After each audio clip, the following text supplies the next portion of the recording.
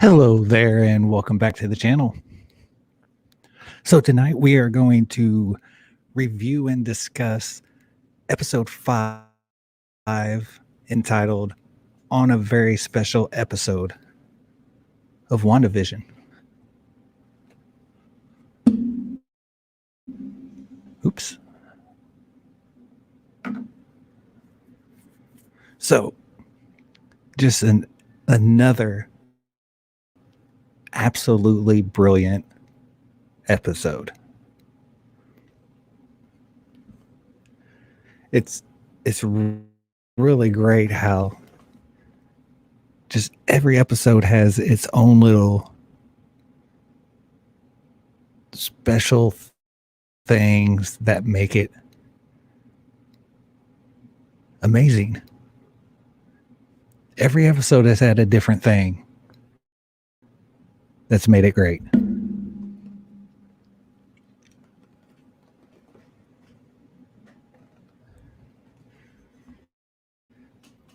And it's still also creepy and mysterious. And we get to speculate about so much that's happening.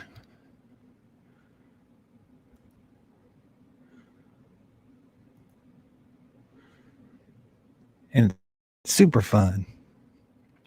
What's really been fun about it is that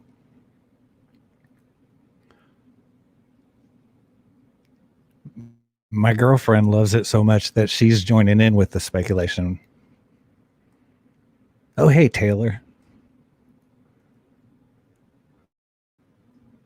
So I forgot to do this last time, but if anybody does want to join, there's the link right there.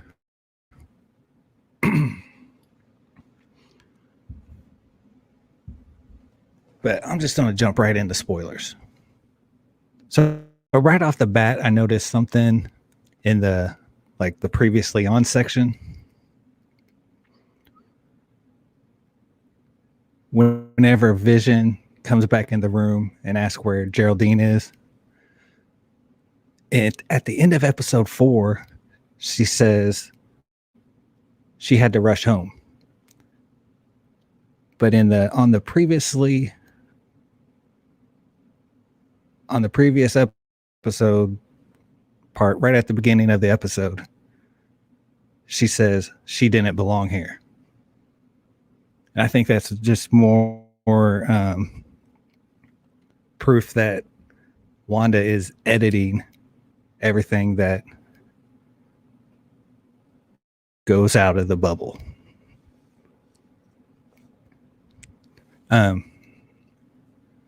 Couple quick notes on the intro. I got like Family Ties and Full House and like Family Matters vibes from it. The house really reminded me of the Full House house where the stairs are located, which is kind of meta in a way because talking about Elizabeth Olsen, whose older twin sisters kind of grew up in a house like that.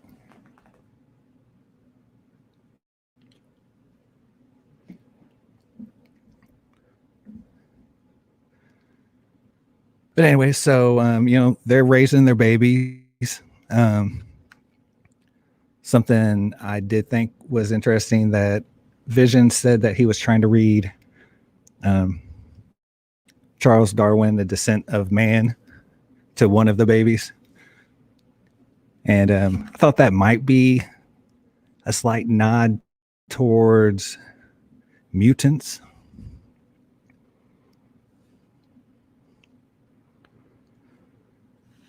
But then we also see that Wanda tries to use her magic on the twins to get them to go to sleep, and her manipulation doesn't work on them. And perfect timing like Agnes always has. which there is something up with her. And we'll get into it a little bit more later on, but she always shows up like right on cue, you know, and she says something that I think it's hinting at something. She says she has a few tricks up her sleeve.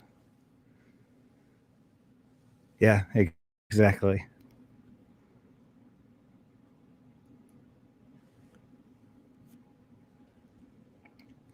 Yeah, but there'll be I'll speak more on that later.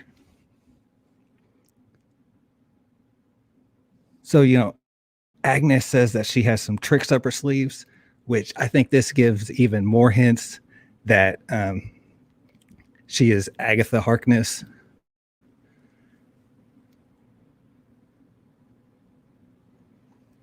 And then we get this real interesting moment where Agnes, like breaks scene because Vision didn't follow the script and he strays away what's supposed to happen, which is Agnes holding the babies, which she really wants to hold those babies.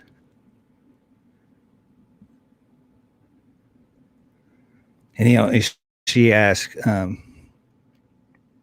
Wanda if she wants her to take it from the top. And, Vision is really confused by this. And another note on Agnes, she's like the only one in this Wanda reality bubble that isn't caught off guard by some of the things that happens in the WandaVision household, which I think is just another sign that she has some hand in what's happening.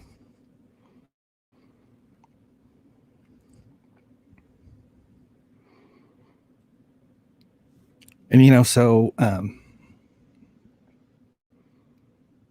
Vision here is starting to catch these slips and everything, and he's starting to push back a little bit on Wanda, and Wanda's trying to hold this charade together,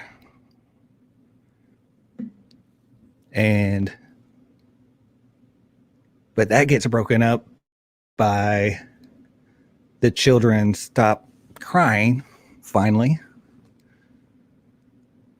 and they go over to look at the beds, and like I seriously thought Agnes had already just took the kids and dipped.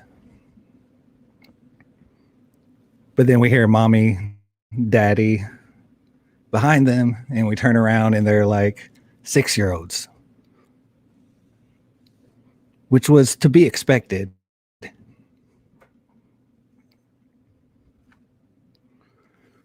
But then,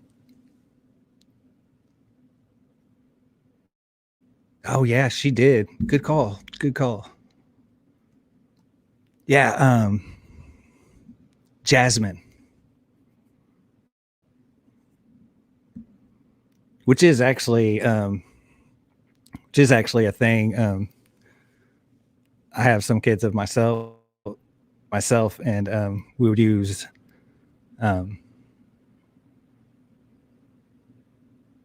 like jasmine scented bubble bath for nighttime.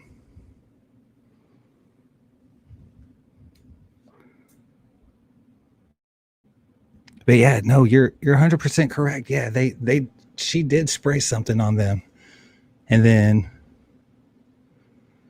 then she's looking through the liquor bottles, trying to find brown liquor.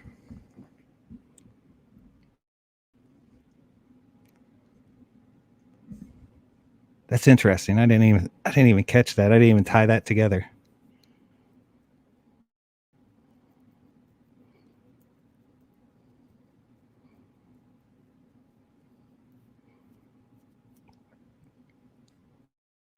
but she doesn't even blink at them doing their age spurt.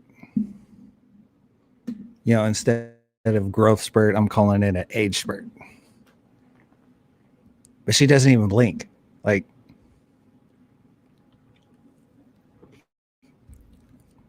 she knows what's happening. And like the way she popped in right when Wanda and Vision kind of needed them.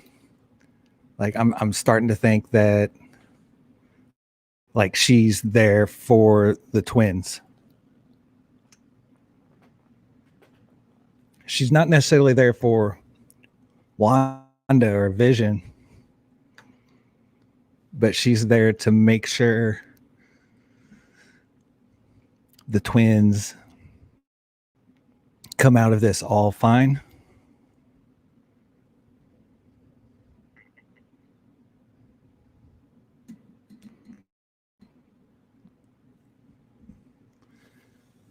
And so then we get into, the intro. Like I said, family ties, Full House. I mean, I I don't think any of them, except for like the second one when it was obviously Bewitched, I don't think any of them have been like on the nose of a specific sitcom with the intros, but definitely the one part where the paintbrush is starting to paint Vision, that is definitely from Family Ties, um, which I really like that scene because the paintbrush was glowing with the Scarlet Witch's power.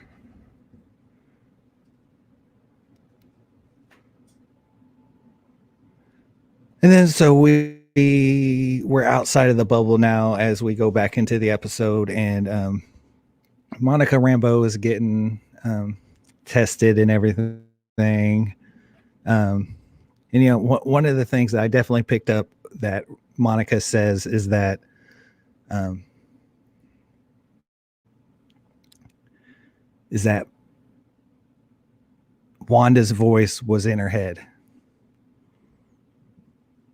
You know, I didn't catch that the first time I watched it, but like the second time I watched it, um, because I was kind of thinking, you know, that there was still a possibility that somebody else was controlling the people, because the big part where you talk later on in the episode when it's Vision and his coworker, he just says she is in my head. But on the second watch, and definitely here Monica confirms for us that it is Wanda in everybody's head controlling them. And another thing that she said was that she felt a lot of grief. And when you think about the House of M stuff, the reason that um, that she created the reality and House of M is because she lost her twins, and this is kind of taking it at a different route. She's grieving over the loss of Vision and her brother, within the last, I don't know what the time period would be, but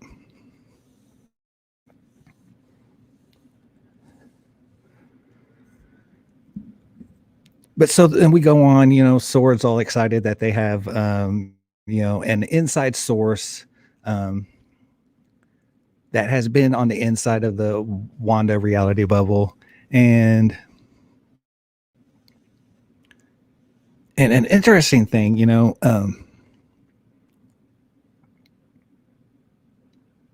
Jimmy Woo, they Jimmy Woo and the director, um, I totally meant to try to figure out what his name was. I forgot it. But Jimmy Woo and the director go through and kind of give us, a very short, simplistic retelling of Wanda's life, from when she was 10 years old, when her building was bombed and her parents were killed. She was radicalized. Joined Hydra, was experimented on. Some of the missions that she was on with Shield and the Avengers, and he eventually just calls her out as a traitor. Like, he's basically propping it up that Wanda is the bad guy, but Monica is like, no, I don't think she's necessarily the bad guy. I I don't think she has any ill intent here. Um, I think she needs our help. Basically, what she's trying to get across. And then another cool little part where, during all that explanation of Wanda's past life, we see the director starts talking about like her funny nickname. Like, did she ever get a funny nickname? And I really thought that like they're gonna like christen her Scarlet Witch right there, but it didn't happen. It was almost like a tease.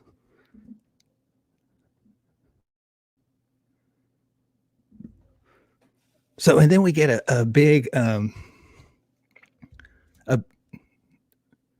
info that Wanda actually broke into the Sword facility and stole Vision's body.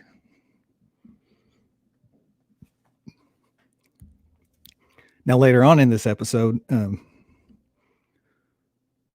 we'll have interaction between the director of Sword and Jimmy Woo, and they're talking about the resurrection of Vision, and Jimmy Woo is like, isn't that against the oh gosh, the Accords? I forget what it's called. Frick. But the director's even's like, well, that's also against Vision's own living will, that he didn't want to be turned into a weapon. And the director's sitting there saying, and from the look of that video, they were definitely experimenting on Vision's body. And I almost wonder if Wanda found out that they were experimenting on Vision's body, and that's one of the main reasons that prompted her to go in and get his body in the first place.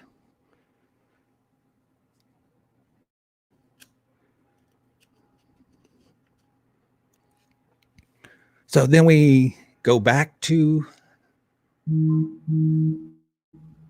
whoops. Then we go back to the Wanda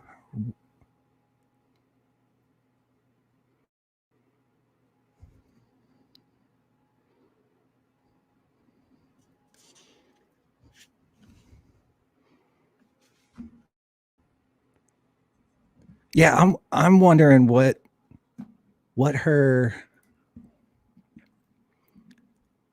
because she wasn't feeling talking about Miss Marvel.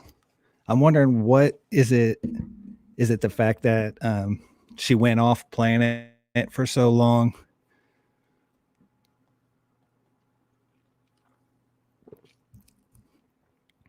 Maybe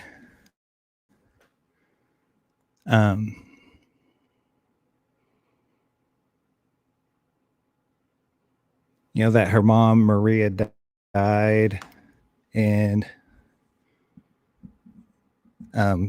Carol had never come back and visited her. I don't know, but that's um, it's definitely interesting. Are you talking about the aerospace engineer?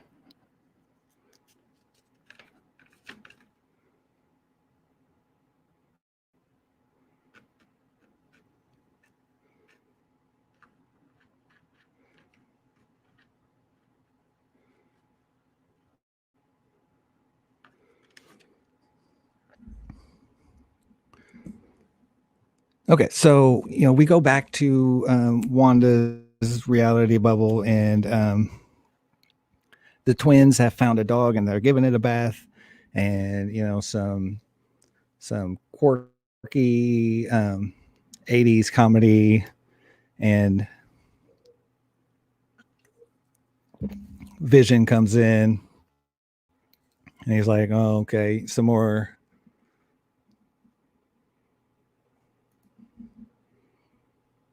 Yeah, she definitely was not happy.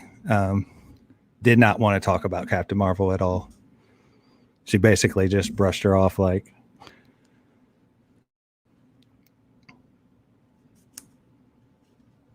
basically she didn't exist. Like, which is going to be interesting, because um, from all I know that they are working on a Captain Marvel 2, and if Monica Rambeau is going to be in there, um,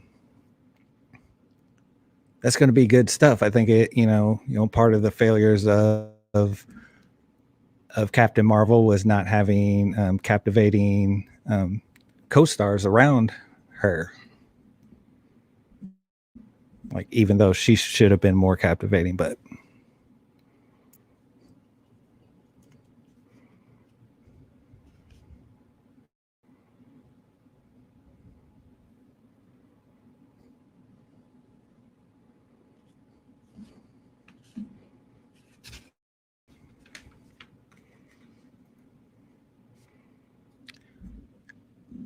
oh, do you think that Brie Larson, Captain Marvel, is going to be the Luke level reveal later on in the season?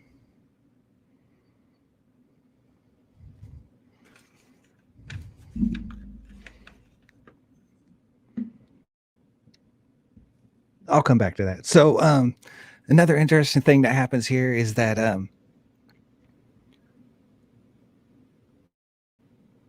Wanda's kind of asking Vision, like, can they keep the dog, and Vision's like, mm, oh wait, no. Okay, yeah, part of it.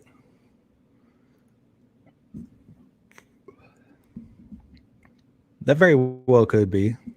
I'd be fine with that too.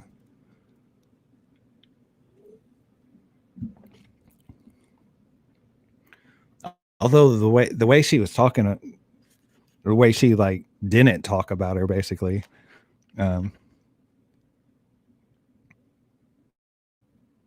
kind of makes me think that it might be later, but it's all speculation. Because I will say that I'm definitely staying as far away from any type of spoilers as I can. I actually thought that I got spoiled the other day while watching a stream, and but I didn't. They were just joking, and because it was kind of silly what it was too. But thanks. Where was I? Okay, so Vision is all dressed up.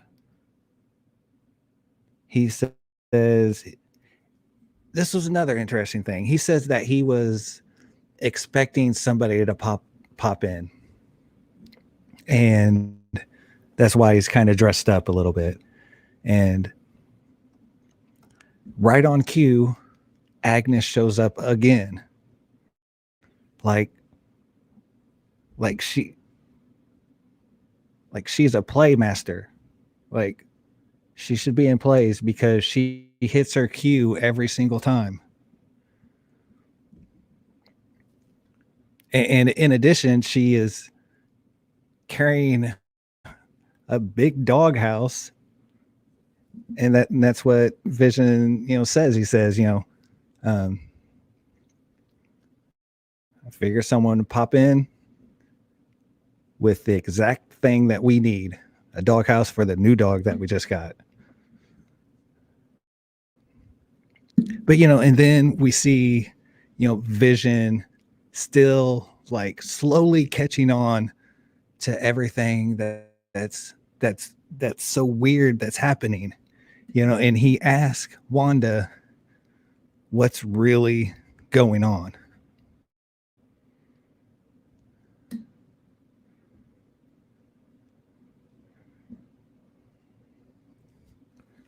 I feel like I jumped around a little bit on my notes, but I'll just move along in my notes. So what I got next is Monica trying to get back in. Okay, yeah.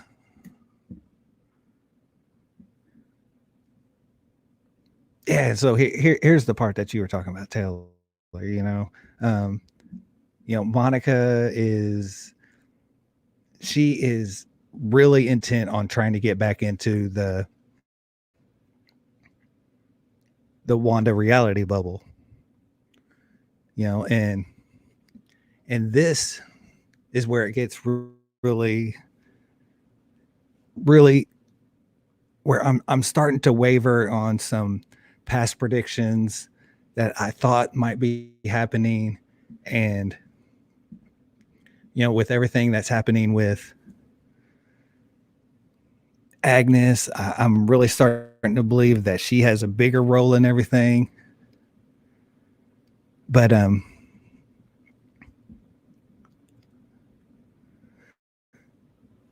Monica says that she needs this, big O, like basically a bunker on wheels.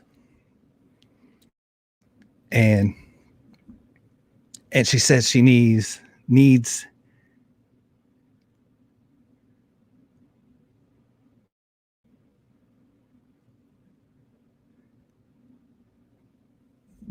she says she needs an aerospace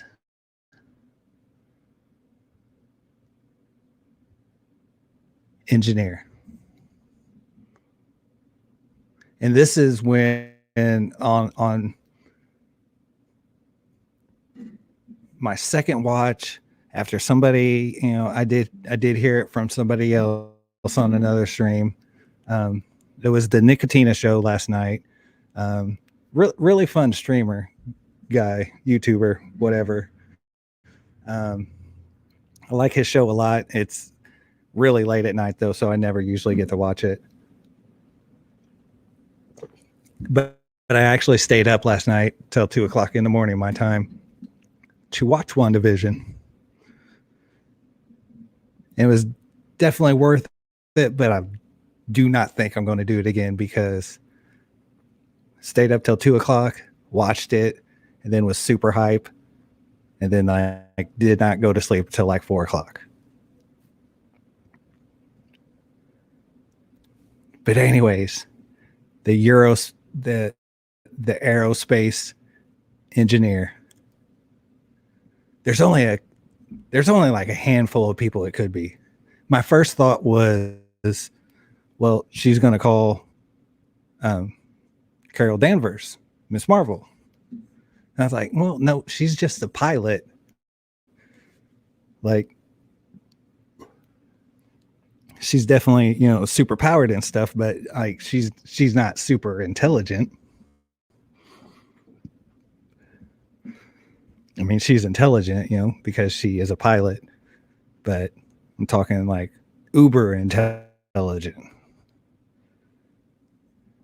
That's what I think of when I think aerospace. You're talking about people that are building, spaceships and stuff, like Elon Musk, Tony Stark. Tony Stark's actually something I thought of. Like, would she call Tony Stark? That's possible. But the one person that I think it is,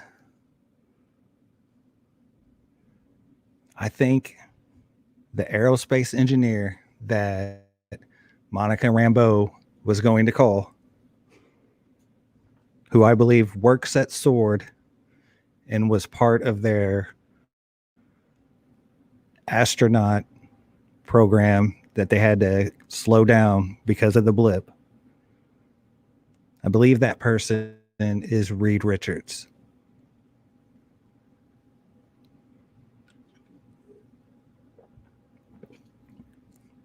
I've been thinking about that. In episode 4, Monica and the director talk about the astronaut program that they had to slow down because of the blip. People either disappeared or they lost their nerve, and I really do think that that that person that she's going to call is going to be Reed Richards.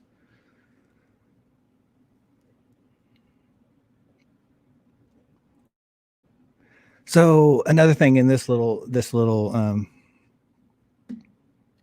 section of the show, that Monica confirms to everybody outside the bubble that the twins are actually real, that they're not a projection of Wanda manipulating everybody else to see like somebody else's kids as her own. And yeah, and then what's this beef with Captain Marvel and Monica Rambeau?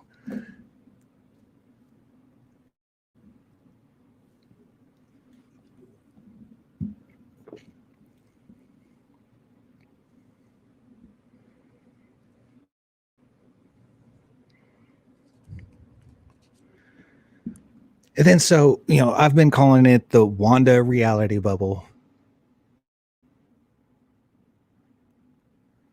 this whole time.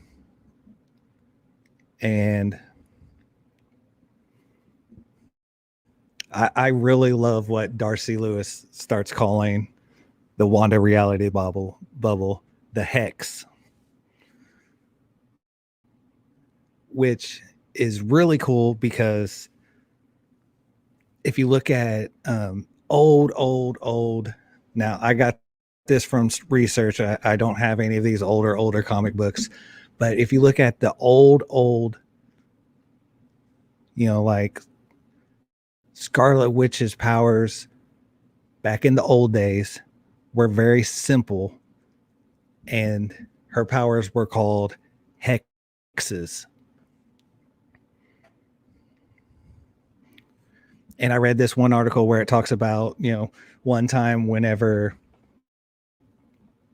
the Avengers were fighting Ultron,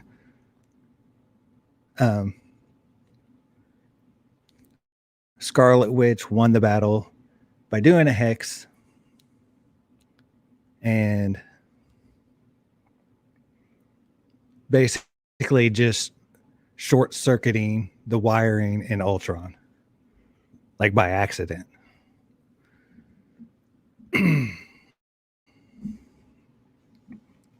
Oh wait, I missed some. Okay. The kids are growing in real time.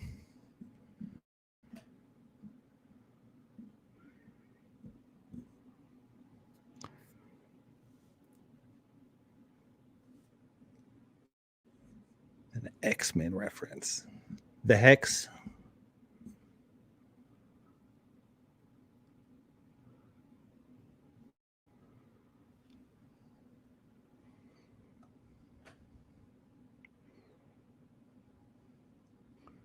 Yeah, I like the hex. So I'm gonna start calling, because Wanda's reality bubble is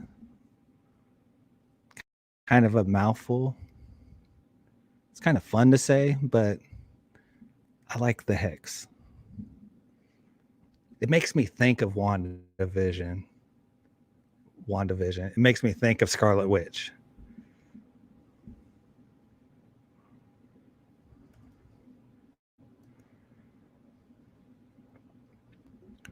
So, then we're going to, like I said before, there's, Vision's at work, and he receives this email because, the company is updating and they're getting computers, it's the 80s, technological revolution. And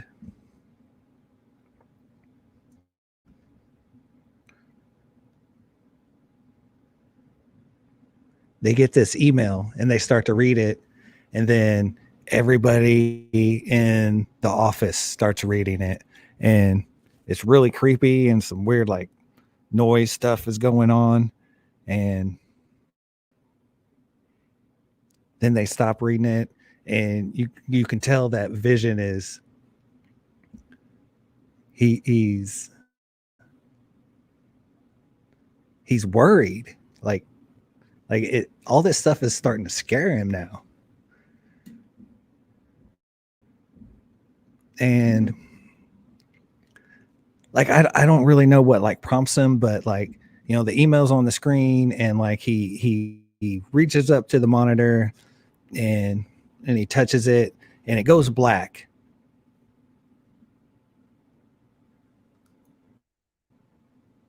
Hey, what's up?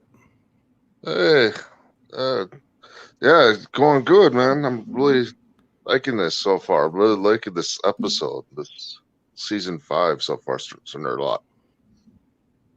Dude, it's so great. Oh, I absolutely love it.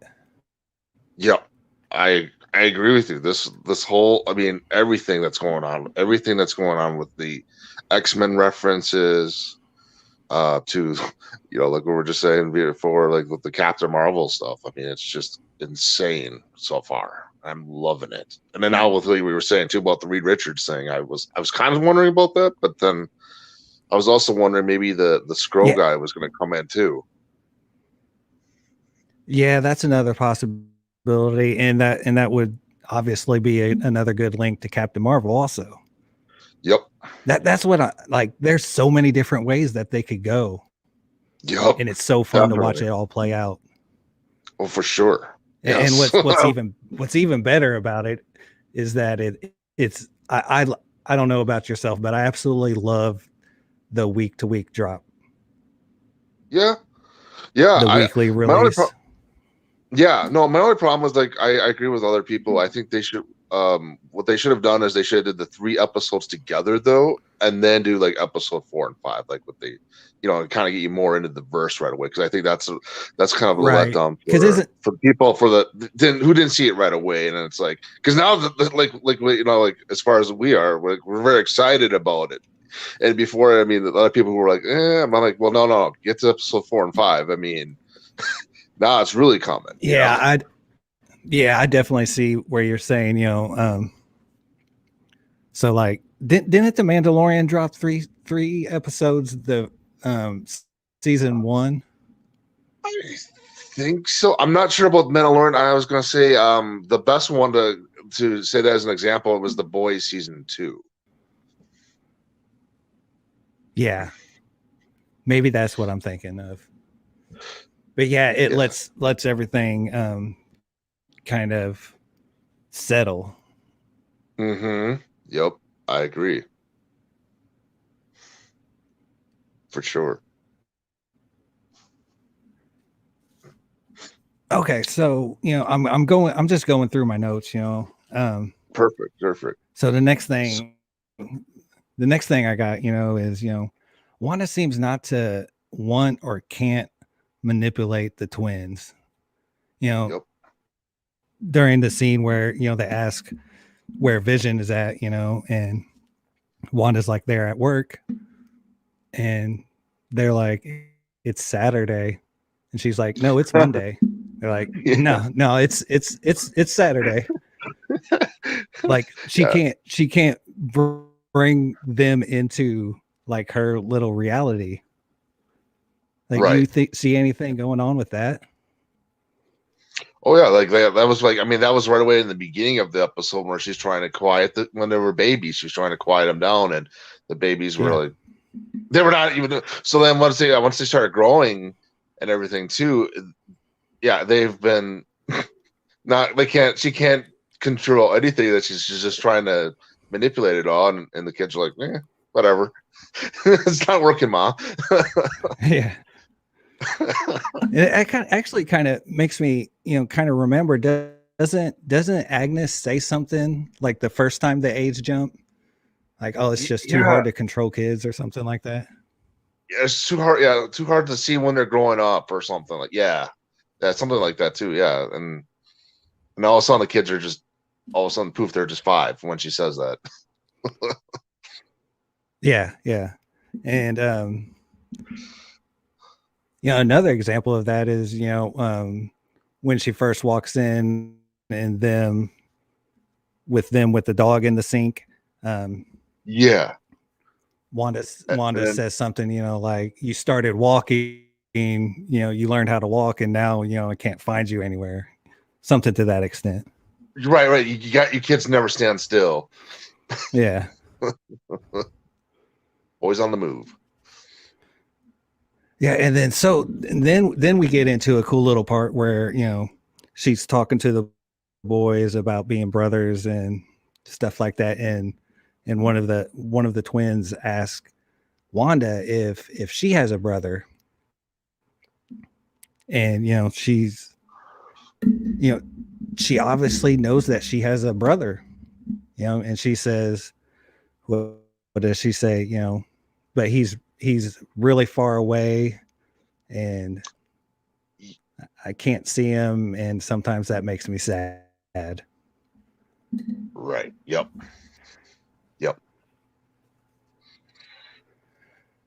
And then on cue, the dog starts barking at the door, and we get the scene of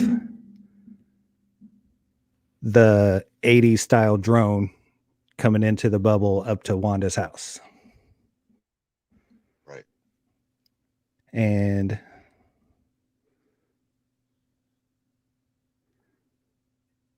they, this was basically kind of Monica's thing that she was doing, and the sword director basically hijacked her mission and basically tries to assassinate Wanda, which wrong move, man. Yep. That's what I said to myself. Like, right when that happened. Well, first of all, he says, right before they even, right when they're just kind of driving the drone so that way Wanda can check it out. He's like, make sure the weapons are ready, and Monica's like, what? This isn't a weapon, drone.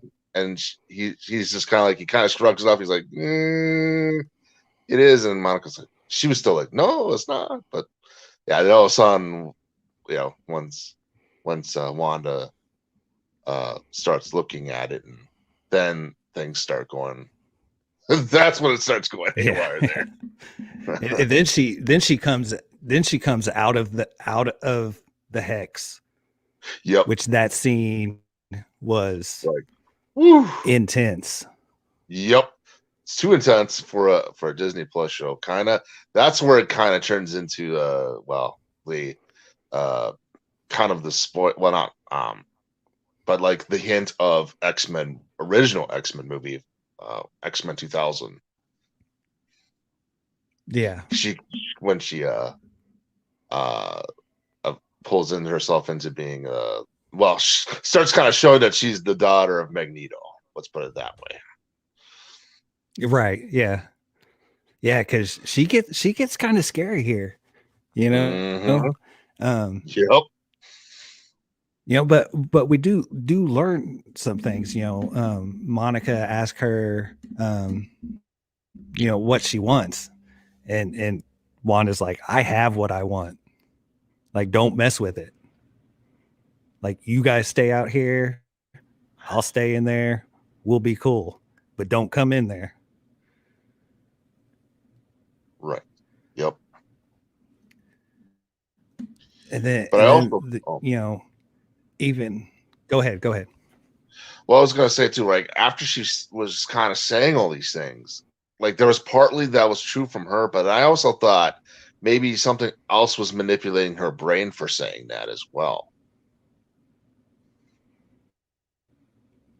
Right. Like it wasn't quite Yeah. that it was No. Yeah. her, but it was That's kind it. of manipulated. Yeah, and I also went through. It was pretty quick. I also went through the thought process of, was that even her? But I do definitely think it was. Right. Yeah, no, I mean it was like her that walked out and did all the things to be, but I also felt like there was something that was not quite right with her though. Like it was like her instincts were on because of for her kids and the fact that she was saying all like I found my peace, I'm dealing with it with my whatever, but then at the same time there was like a little hint that when she went kind of scary mode, there was like a little hint like where it was Yeah. like she's not quite herself here. It's not quite who Wanda is. So that's what I thought was even more interesting. It's like they kind of dropped a little hint that there's some smaller power play here that's manipulating or controlling Wanda that even Wanda doesn't quite know yet. Yeah. Yeah, and I think there's some more hints of that later on. Oh yeah. And then she displays some very powerful powers when she has all of the sword agents turn their guns on the director right when she leaves. Yeah. I mean, because not only is she controlling everything that's going on inside, or for the most part at least, Mm-hmm. but outside of the bubble, which I'm kind of thinking that inside the bubble she kind of has this you know um, unconscious control, but outside of the bubble, she had to really put more into it. You know what I mean? Yeah. Yeah. Oh, I totally. Yeah, I understand what was going on with her brain there or her high level skin. Yep. Yeah, and then we get the the Lagos paper towel ad. What do you think about all the ads? Well, so far they've been all about references to Age of Ultron, if I'm thinking correctly.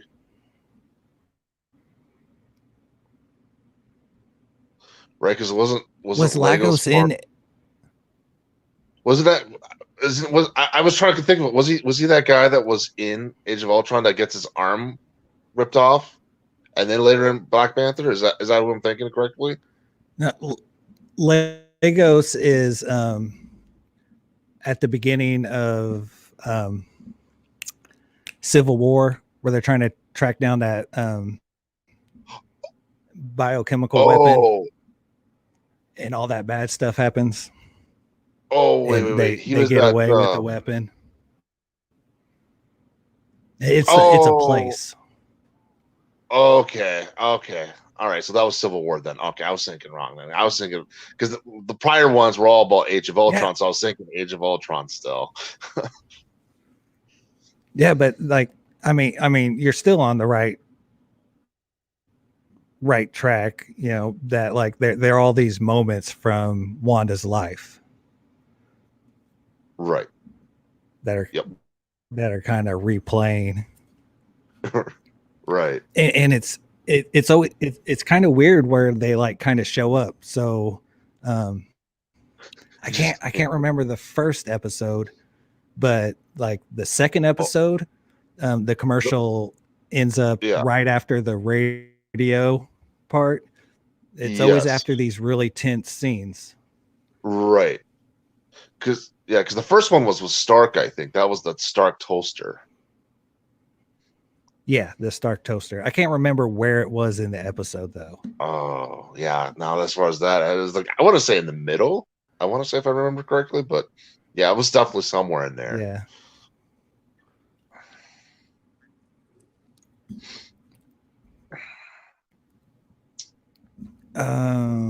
Let's see.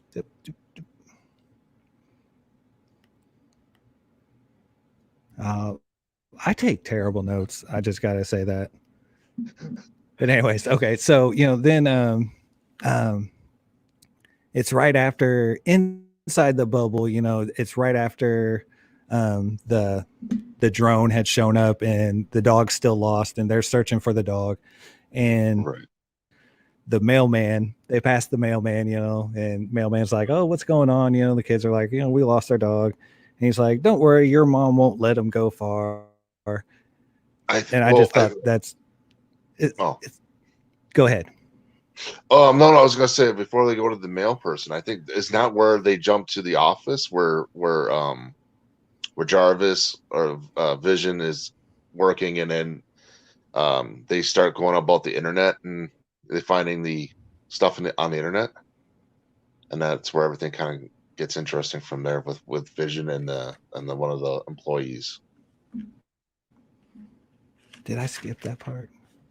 I think because I think that was supposed to be after the the drone attack, and I mean, well, actually after she scares the No, it was before it. I think was it? I did talk about it, but I didn't mention it very much. Is there something you wanted to add about it?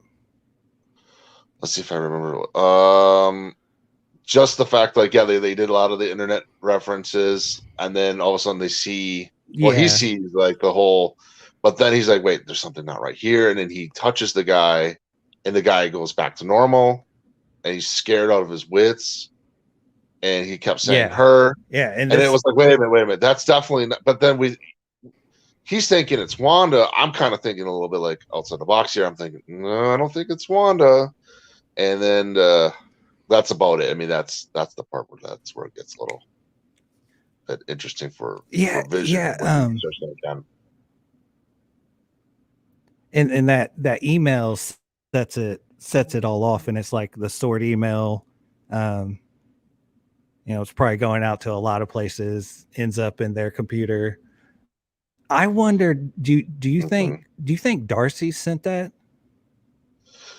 Either Darcy or just the Sword group in general sent it out, and then they just picked it up, and it just happened to show up on their computer.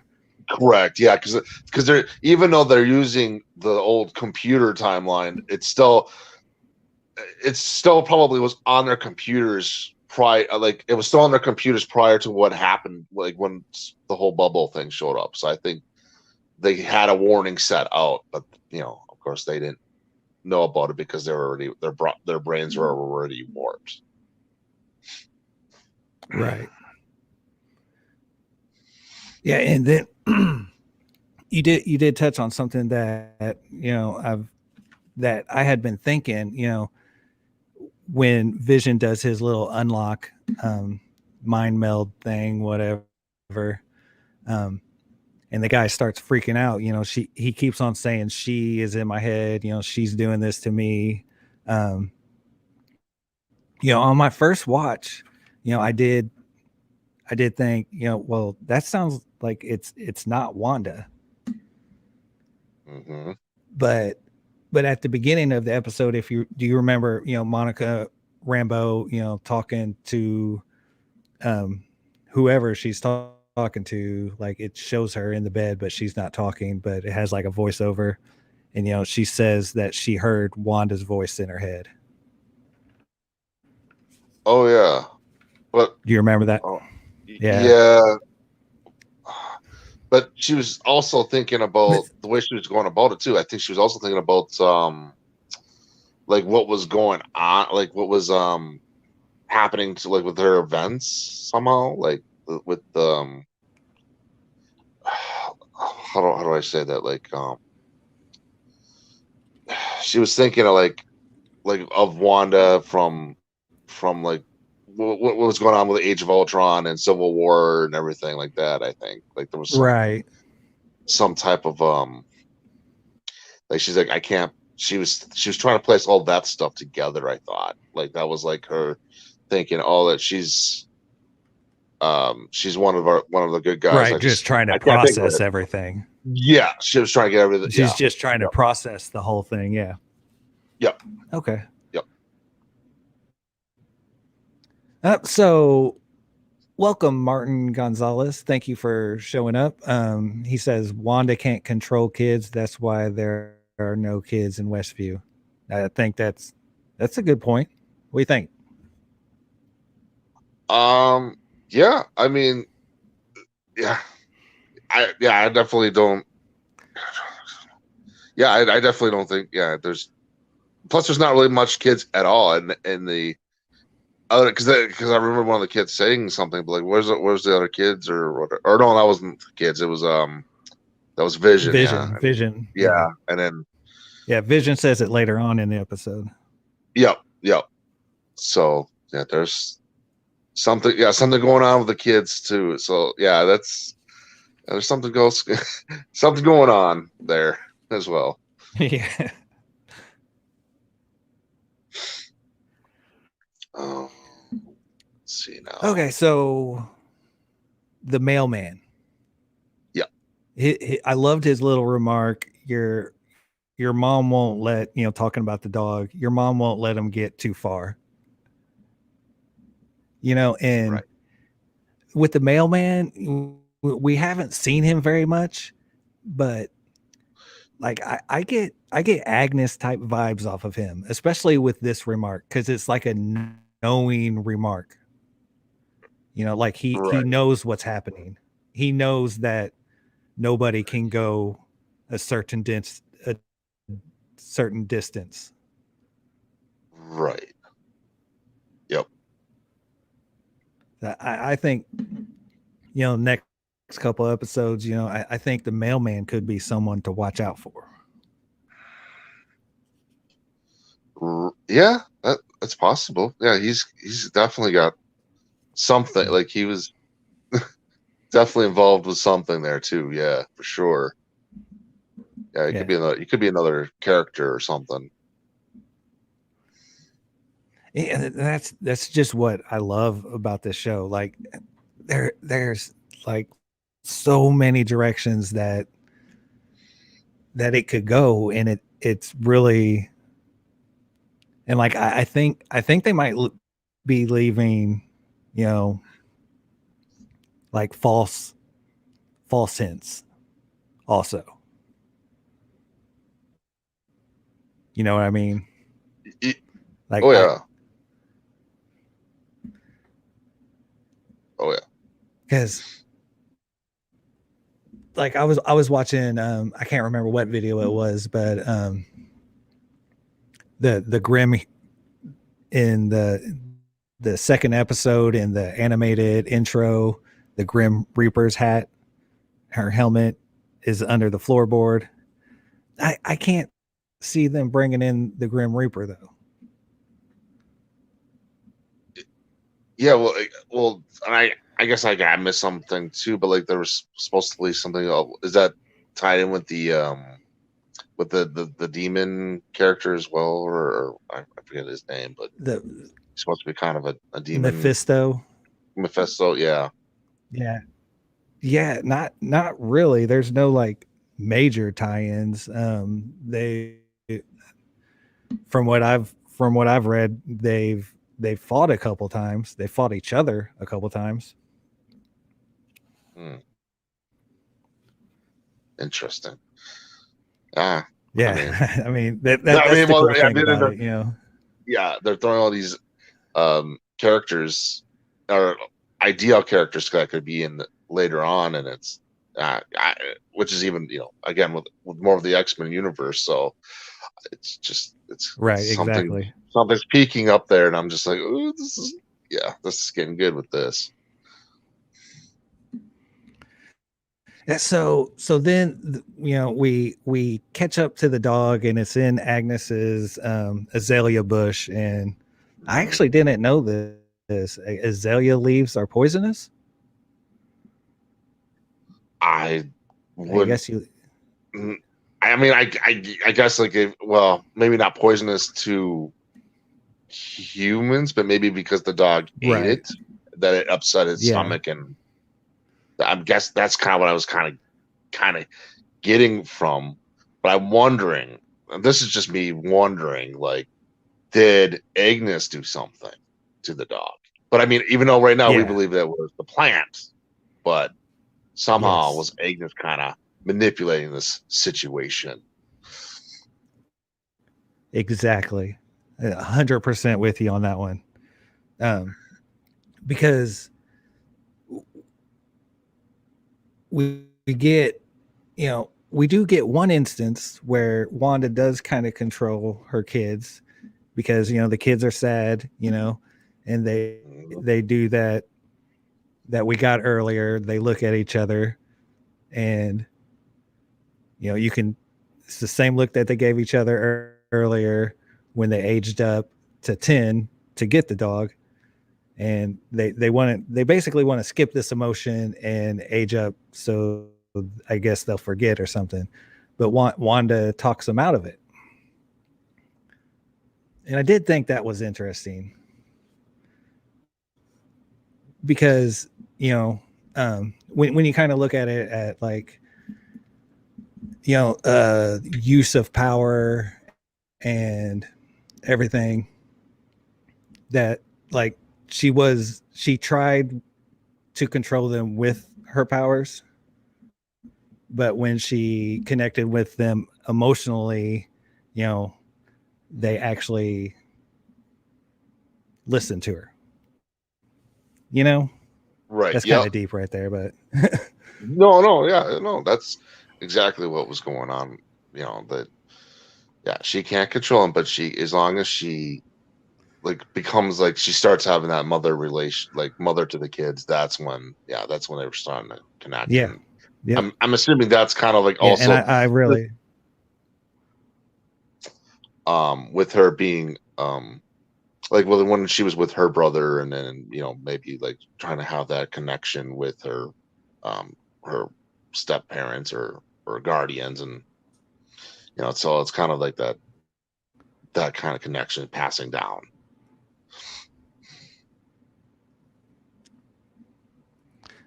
yeah, Martin adds a little bit onto his previous comment. Agnes says that Wanda can't control children when Billy and Tommy grow up, but I think she means all children. Yeah, Yep. I think 100% there. Well, I I agree. agree for sure. Um, so then, we have that heart touching moment with Wanda and her kids, and they start to bond a little bit. And then one of the kids is, well, like, mommy, you're so powerful. Like you can fix death. So like, why don't you do that? And then you hear Agnes in the background and she's like, wait, you can do that? Yeah, it almost And felt like, and it go ahead. I was gonna say, it almost felt like a Star Wars reference there. It almost kind of was like, almost kind of like alluding to like that scene in Revenge of the Right. Sith, that Palpatine to Darth Vader moment. Just kind of like playing with that a little Yeah. bit there. I was like, oh, that's kind of interesting. So Yeah. there's It always comes back to Star Wars. But I, yeah, I go I thought it was interesting that like Agnes, because I don't know, it's complicated because like Vision's not necessarily like a living being. Like he's a sentient ahead. being, but Mhm. he's not a living being. So bringing him back would be different than bringing back an actual living thing. But Right. Agnes's comment, like and that's where this show gets me. Like all these things that Agnes is doing, being on her mark, for the sitcom all the time, being, that perfect actor for the sitcom. And kind of knowing all these things, Wanda's not afraid to use magic around her anymore. And but then she says this, and you're like, well, does she know as much as I think she knows?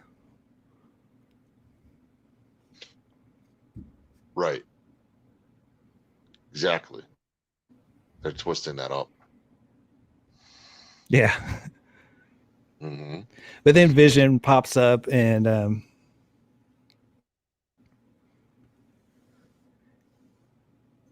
Right. it's like perfect timing. They're talking Right. about bringing somebody back, and he's like, bring who back? And it's almost like a eerie quiet right after he says that. Like nobody says anything. And he's They're like, all oh, like, yeah. He's just like, oops, what's going on? And then he looks at and he's like, oh, all right, sorry about that, boys. Come here. And that's kind of yeah. the scene right there. Yeah. It's just funny because like if I was standing there, like I would be like looking at him um, like you. Oh, but then we go back into the house, and Wanda's cleaning up. Vision comes in, what I'm expecting. He just got done burying the dog. He washes his hands, and he tells Wanda that he Vulcan mind melded the coworker and found out that that she's controlling all the people in the city. And Wanda, obviously, she doesn't want to hear it, and really, really cool use of the sitcom device by like making the credits roll, like right in the middle of the argument.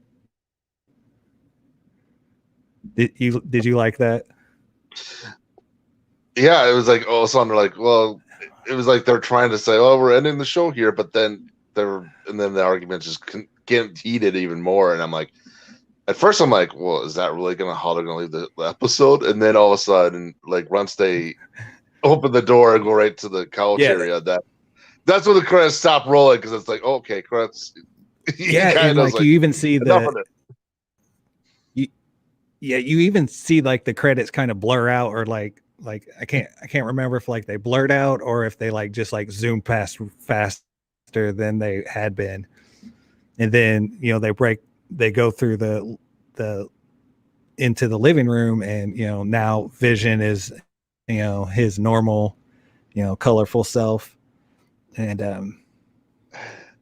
that this fight right here was really good. And Yep. I think it really displayed both of their acting skills. They're really, really well done. Oh, for sure. Yeah, that was very, very well. Paul Bettany actually really got that.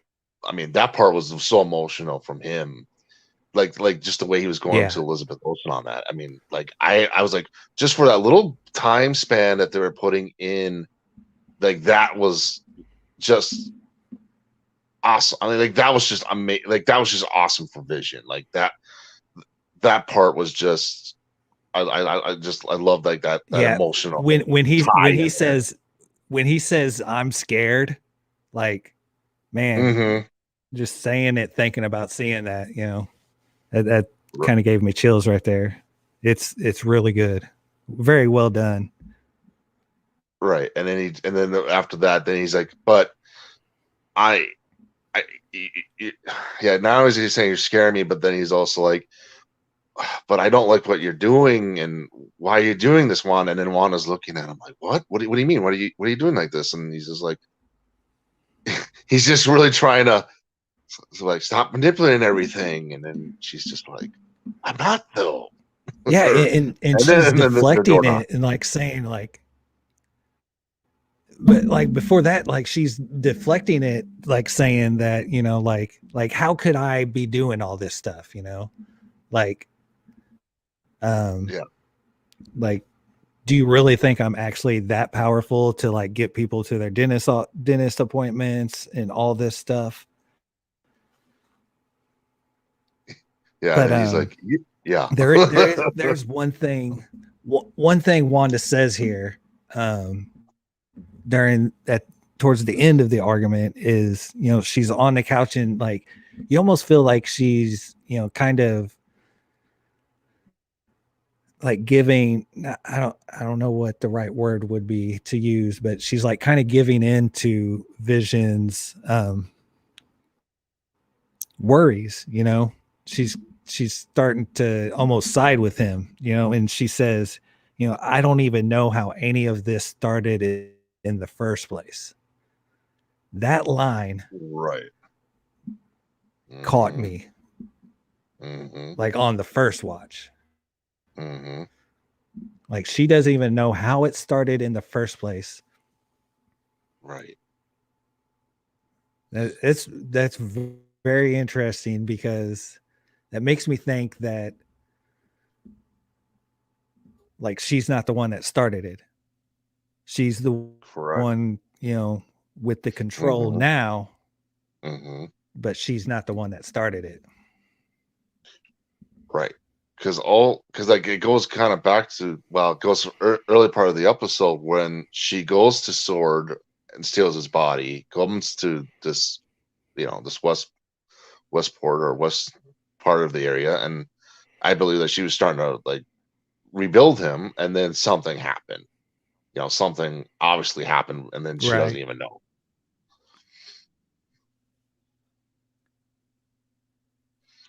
So Yeah. Yeah. I'm really starting to lean towards Mephisto.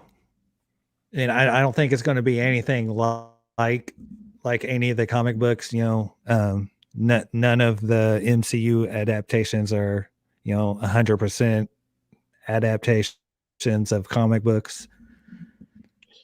But I think so. My kind of, you know, what Darcy says, you know, in episode 4, you know, it's a working theory, but I right. think Mephisto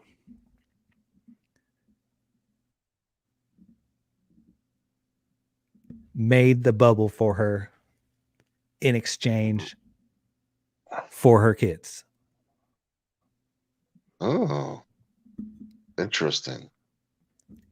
And So that's okay. Agatha's, you know, Mephisto's, you know, Like earthly right. right hand man, Yep. right hand Yep. gal, Yep. you know, and she's gonna groom these kids to be Mephisto's, you know, heir apparents. Mm, okay. Yeah, that definitely could be something on the play it on the line. Is now I'm not 100% sure on this, but there's also now I'm kind of thinking even more outside the box. I mean, this could be this could be way down later, but I'm also wondering if they're going to also introduce the possibly like part of the first mutant as well, or is that Mephisto? I guess I'm not 100% sure. Let's see. Yeah, that's I've been kind of going back and forth on that. You know, one of the reasons why I didn't really think or want it to be Mephisto, um, is because like yeah, you have to introduce this realm of demons basically, you know, because Right. like he's a demon, you know, he's like a devil or a demon.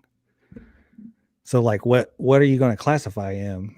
You know, like are you going to label him a mutant? Is he like an alien, like an Asgardian? Is he from like a different realm? You know? Right. Right. And I think that that's something sticky that they're going to have to get through. But I was actually thinking earlier today, with the fact that, they're going to be making, Blade. Right. They're going to be remaking Blade, you know. Um, and the multiverse of madness is supposed to have some horror elements in it. I mean, you have one of the most prolific horror directors directing that movie in Sam Raimi. Right. Yeah, I wonder how that. Yeah, again, that's gonna be interesting how they play that out too. Because I don't know if because they probably can't directly say. I mean, I'm also thinking like this. They can't directly say that would be a Disney film though if they're going like what I'm thinking they could go with it, but so they might have to have like Sony or something to um Right. make and the movie. and that, and that's one thing where, like, with Disney Plus, I really think, um just like Netflix and even HBO Max have child accounts. You can make a child account, and Right. the child can't watch anything over PG-13. Correct. Yep. So I think they need to look into that. Especially, like, if everything's saying that, the um Yeah. Deadpool 3. Deadpool 3 is going to be R rated. Yeah. You can't put that on Disney Plus. Right. Right. So my only theory is like, well, right now they can only probably put that on Hulu, or unless they figured out a way to be like, well, we can put adult content on Disney Plus, but we have to then they have to then put it on as this is adult only, and they have to Yeah, block the yeah. children's project. But I don't. Yeah, I Well, don't. that's what I'm saying. It's weird. It's a Netflix and weird HBO disconnect that. Max. Netflix and Yeah. HBO Right. Max have, the accounts that you can Yeah. sign into, Yeah. and there's actual, preset, child accounts that you can create Right. where they Right. only have access to a certain amount of things. Correct. Yep. I know that would be weird for Disney, but like maybe do it like the opposite way, where like the regular account, you know, gets all the normal stuff, and then like you have an adult account Right. that gets Yeah. the very specific, Deadpool 3 and Multiverse of Madness and stuff. Right. Even Yeah. this, like I don't want my, I got a 6-year-old and a 5-year-old. I don't want them watching Right. this. Right. You know, I agree. um, Yes. Yeah. But and I guess I mean, whether if they do that with an R rating, I'm a little bit nervous. See, my only thing is too, I'm a little bit nervous about the Blade movie because I'm excited for Blade, but I'm very nervous because I don't know how much Disney is gonna really push it for PG-13, or if they're really thinking, well, we want to go R still with that because he's it's a yeah, violent I definitely set think of it. Yeah, yeah. I definitely think it has a better chance to get an R rating, now that they, from everything I've heard, Deadpool 3 is going to be R rated. right. Yeah, I'm glad that. So Yeah. they definitely should make, I agree with you. They should definitely make the Blade movie R rated. Be Because kind of I would silly have, if they didn't. it would, then I'd be like, oh no, like, not saying I couldn't be bad, but it's hard because we watched the Wesley Snipes, the original Blade. It's gonna be Yeah, kind of a yeah. hard, I just it would be a feel hard like transition. if you try to make it PG-13, you're going to get something like Ghost Rider, one of the Ghost Riders. Or even Like worse, neither it one could of be. them was. Yeah, no, I see. I know, I see what you're saying with that, but I was also gonna say too, like it could be a really bad, very bad version to, like, say your favorite like CW shows, or any of the like the Vampire Diaries, or something like that, where it's just not going to Right. work. Like Yeah. Twilight movies is probably more like, I guess I'm trying to go with, but that it might not go so good with the PG-13 on that. So that's why I was a little bit like, ooh, it's a little nerve wracking. Yeah, I think that's the last thing that they want to happen with that, because those movies are pretty beloved. Those older movies, I think, Yep. from how I can tell you're talking about it, I believe you're a pretty big fan of them. Yes. Yes, they were. For me, that was, as a kid. I mean, that was, my goodness. When I was like, what? Wow, I was I was pretty young when I saw the first movie. It's like 8 or 9 or something like that, and yeah, I was just like, man, this is just fantastic. And then, and if for me as Right. an Yeah. adult, you go to see a different kind of, like, a very cheaper knockoff from that, and it's like, oh no, Yeah. this It's just is not gonna be what you hard. want to see. Yeah, exactly. Like, I'm excited for Blade to be part of the MCU, but I'm just, at the same time, I'm just like, don't. Worried. Yeah. Yeah.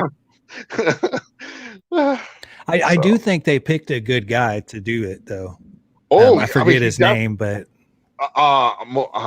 Ali, or uh, something like, Ali something. I see his face. Like, he was actually in yeah, I he can was in see the his first season face. of Luke Cage. Um, Yeah, yeah, yeah, he great, was great in actor. the Luke Cage, and then, um,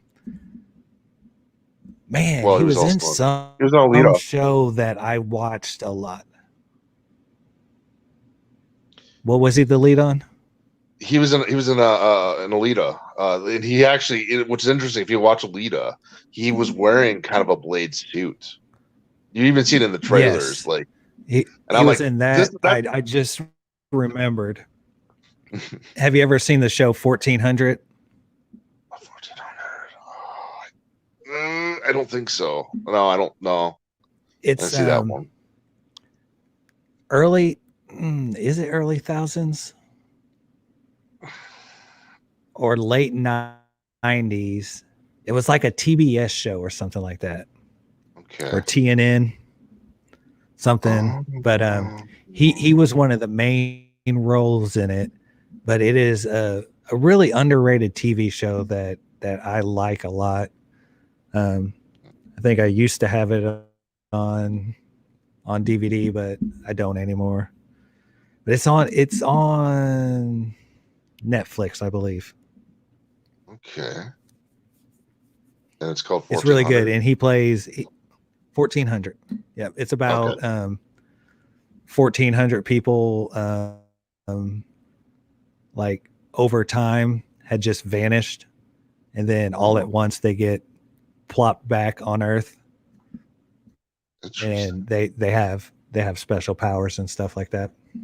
Oh, all right. I'll have to check that out. Yeah, it's a really cool show. I would definitely recommend checking it out. All right, for sure. Yeah. But okay, so the big part of the episode, so they're having their argument, and then the doorbell rings. And another cool thing that Wanda says here is that, the doorbell rings, and you can see Vision like defeated, like, you always got to interrupt everything. But Wanda's like, I didn't do this. Then, like, she's even like, you don't believe me, do you? I didn't do this. Right. Then Yeah. she goes to the door, opens it up, and like at first is like she almost looks like she doesn't exactly know what's happening. And then we get the shot from behind, which it looks like the MCU Pietro haircut. And I was like, oh, they brought him back.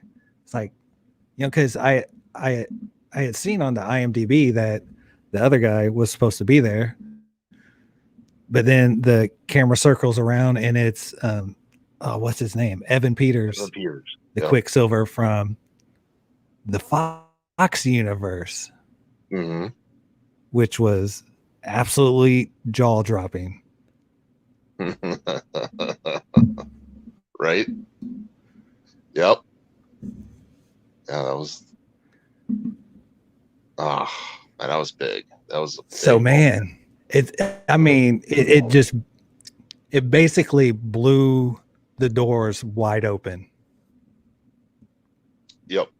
And on top of that, nothing's off the table anymore. Yeah, that, and then plus I like the line that they make her say when she opens the door and she says his name, Pedro, and he's like, yeah, one of the only, or something like that. And then she's like, but you're not the same one that I've, referencing to that wasn't the same brother from Age of Ultron. So now it brings up the new question. It brings up the new questions that, okay, now they're bringing over mutants. The mutants are coming from somewhere now. They're coming from the I want to say another, they're getting sucked from their dimension over. That's and that's one of my thoughts is that Wanda. One of my thoughts is Wanda wanted her brother back. And so she unconsciously made it happen by bringing a Quicksilver from a different reality who was still alive, right, to her instead of like actually resurrecting her. Pietro, she brought one from a different reality. Right. But then what's going to get interesting, which I'm very, very excited for, is that once he kind of maybe snaps out of it, or Vision snaps his brain a little bit out of it, he's going to be like, wait a minute. She's not, because like in his universe, Wanda is technically just a little girl. She's just like, she's younger than him. They're not twins. She's a younger sister. Yeah. And so he's going to be like, well, holy cow, you're a lot older than the sister I had or something. And then she's going to be like, oh. And then she's going to be like, well, I had a twin version of you. And then there's going to be some kind of conflict there. That's going to be interesting. And then he's going to make, I'm wondering if he'll bring up their father's name is Magneto. And then everything's going to just kind of just really open up then. So I'm very excited to see when Magneto and Professor X and all that stuff comes into play. And but what's also more interesting too is like, obviously though, like I'm thinking, as much as I love Sir Ian McKellen and Patrick Stewart or Michael Fassbender or James McAvoy, I feel like they're probably going to have to recast Magneto and Professor X that down the line, because I don't know if they can get all those guys, those type of X-Men guys back. I only feel like a few of them they can, but not like Magneto or Professor X. As far the hope that I have is that it is Disney. They did pull in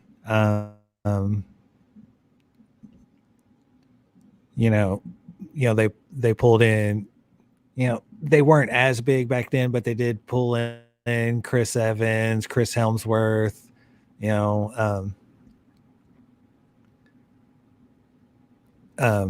Robert Downey Jr., Yeah. grew back a Yep. lot of his fame by playing Tony Stark. Um, Yep. but that's still a big name. Right. And Right. Yeah. I can't think of his name. Benedict Cumberbatch. He was a Yeah. hot commodity at the time. Yes. So I do think Disney has the ability to pull these people in, because I definitely agree with you when you're talking about having people play Magneto and Professor X for the MCU. You got to think about 10 years. Can they play that person for 10 years, and are they going to stay in that character and come back time after time for 10 years? Right. So yeah, that's my that's my big question right now. I mean, because I feel like they could even, the one character that I feel like if they did bring in, that I feel like would come from the actual original X-Men trilogy, which I'm excited for.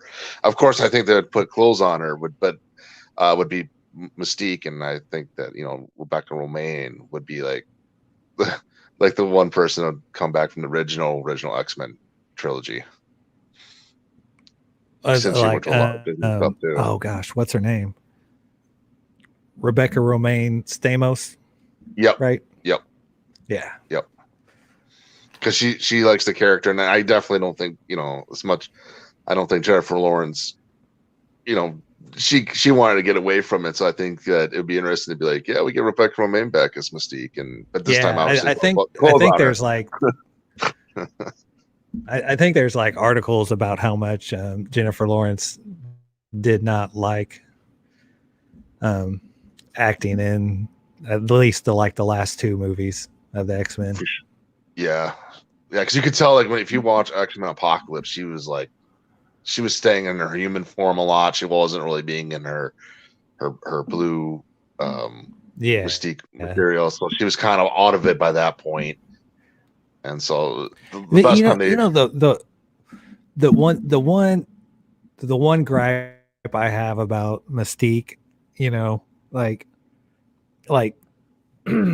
I didn't read like millions of comics, but I read quite a few comics, and a lot of them were Wolverine and X-Men comics, so I saw a lot of Mystique. I don't remember once her being just butt naked running around all blue. She always had that white dress Yep. with the jeweled headband, Yep. and Yep. not once did we ever see that in the live action version of her. No. Yeah, she was blue and naked. That was that's when Brian, it was the first time that we saw her, and that was because that started with the Bryan Singer, so X-Men. So yeah. But yeah, like Disney, I mean, obviously Disney would be like, nope, we're making sure she gets the white dress, or she wears the black leather suit that she also can wear too. So I know that's what they'll do. Yeah. They won't. I always liked the look of the white dress, like, yeah, because it always kind of looked like almost witchy. I mean, we're talking about Scarlet Witch, but kind of right. Like Wiccan. Yeah, I got the vibe too. Like I always got like that's what made her the villain. Like the way that she wore that white dress with her characteristics, it made sense.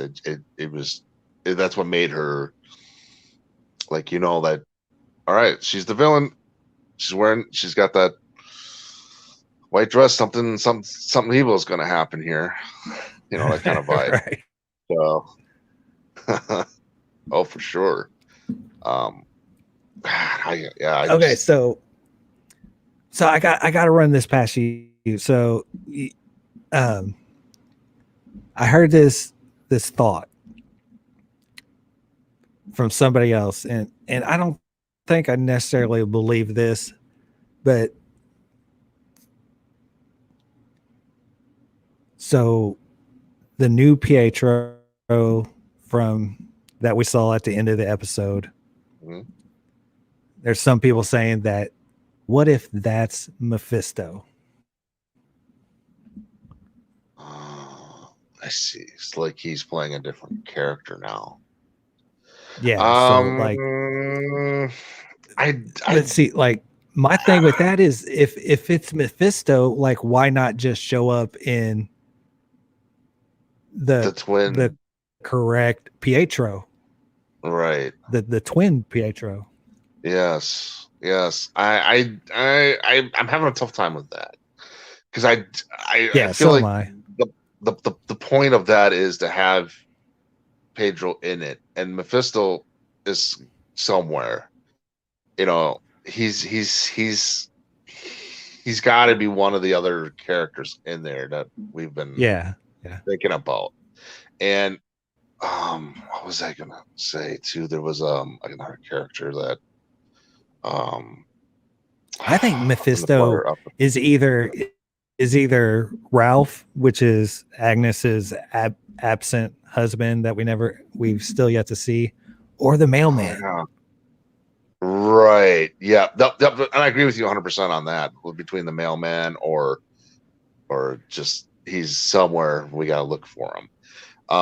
Now this is going to be a little bit. It's still part of WandaVision, but it's a little off topic. We don't know what happened to the was it the Asian guy that went out, and this was in episode 4 when he and The 2 where beekeeper. he. Yes, the beekeeper. We don't know where he's at right now either. Yeah, I actually totally forgot about that. I remember, when it got to be coming close to the episode, I was thinking about, all these things, that we've seen before and, what to look out for. And that's how good these episodes are, go in thinking, Mhm. like gotta try to figure out what happened to the beekeeper, who could be Mhm. Mephisto, all these little Yep. things. And then you just get wrapped up in these episodes. Right. And they Yeah. just that's what I really like. They just take you along for the ride. And like the way I watch stuff, I just jump in and I'm like, let's go. Right. Yeah. No, I was. Yeah. So I was like, as I'm really watching this episode, really loving it. I still was like, I was asking myself these questions, like, what happened to the bee guy? And I'm still thinking too. And I don't know what you're thinking on this, but there's something also up with the director dude with Sword. I feel like he's got Yeah. something No, yeah. going on too that's very interesting, and I don't know if he's gonna reveal himself as a important and a very important character Well, see, of everything else, like whether it's when, Fantastic Four or X-Men or something. Yeah, yeah. Like after watching like the brilliance of the Infinity War saga, Mm-hmm. like I I can't help but like when I'm watching, this show, um the way they line things up, and they've gotten better at it as they've gone. And so, this phase I feel is just starting out, where from this beginning, like I feel like almost everything could be a setup for something later. Yeah. And like Oh I yeah. do believe that the director of Sword, that guy, I think he's a setup for later. I don't know if it's going to be like, part of me thinks could, because whenever you think, so the Falcon and Winter Soldier is going to be coming out in March, I believe. Mm-hmm. Yep. And whenever I think about the Falcon and Winter Soldier, you can't help but think about Hydra. And we've had a lot of hints of Hydra in the series, mainly in the commercials and the ads and stuff like that. But Right. I can't. He feels kind of Hydra-ish to me.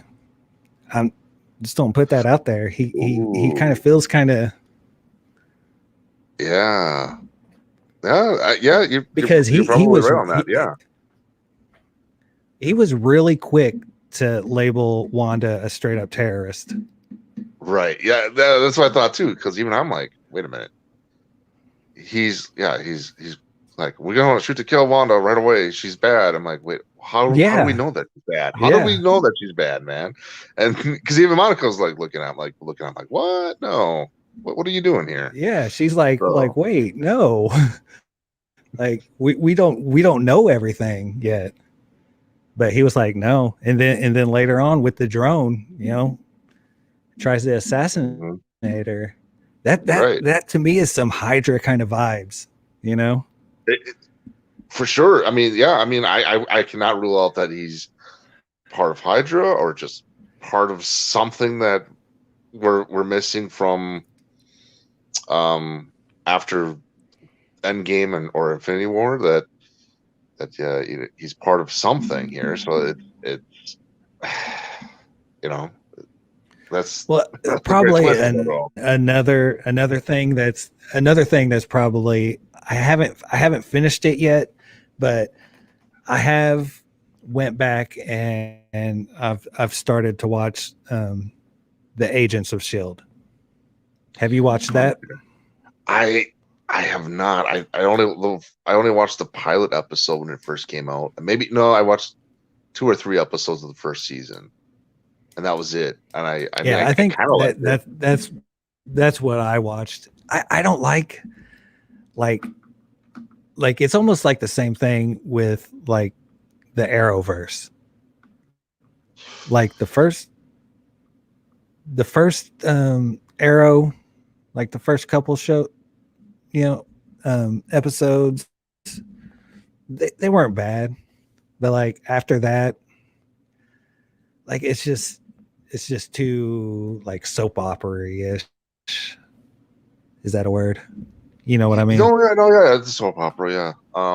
Episodic kind of material. I'm trying to think. Well, I was going to compare it to something else. Like when I first watched it, because it was like interesting, but it was also like there was a lot of from what I saw was like they weren't kind of getting you that far into like it was kind of like it was like a very cheap knockoff on Men in Black kind of material, and then it was also like the um Yeah. like they kind of get you sucked in, but they were like, oh, but by the way, we're kind of the D class kind of a guys, and they just kind of felt like a D class material, like instead of Yeah. I guess we're trying to compete it with like for example, like with Doom Patrol, with DC's Doom Patrol, like they're a bunch of Yeah. D class heroes, but Yeah. yet they're making it work. Where Shield didn't quite make it work with Shield, which is weird because you would think Shield would have more like stronger history with everything, and it just felt a little flat or something. But I don't know. Maybe they were Yeah, just and not figuring it out I at think that kind of point. the way I'd go about it explain it is that like it's trying to be like really really canon, but like Yeah. it holds back from trying to Yeah. be like full up MCU, and it like and that I think that held it back. Like if it was like if they could have just got like a small cameo from Robert Downey Jr. or Yeah. Captain one of America the or big something. Avengers, you know, Well, you know what? just a And, couple. and then you know what they could have done. Well, this is just me being like, I wish they could have done this, but maybe they could have gotten like the Punisher to be in there or something like that, since I think he was kind of a Yeah, part of the Shield team. So it would have been kind of cool to be like, hey, we could have got a Punisher reference in there, and yeah, do something really cool with that. Like he's like, okay, we got some issues here. We need to work on this, and that would have maybe made the show even more like now we're really gravitating towards the Shield, and we're starting to bring in more of the Marvel canon, and I think they kind of held out on just kind of because with Punisher and with Ghost Rider and all that kind of stuff, they just kind of shrugged them off and everything. But I and that's another thing. It's like I personally love the Daredevil and everything like that on Netflix, and I'm still kind of bummed about, we're not getting any of those characters right now. But I'm hoping that they become part of the MCU at some point again. Well, yeah, there has been some whispers about Daredevil having a cameo in the new Spider-Man, but it seems like everybody has a cameo in that Spider-Man movie. Yeah, I heard about that. They were going to get Charlie Cox back to do that. Yeah, there is his name, Charlie Cox. And I hope for that, but I'm just curious where that's going to take them to, because it's like now that all their shows are pretty much out there, it's like I don't know what they're just going to be cameo characters or just part of right MCU that they're just like they're just kind of their material.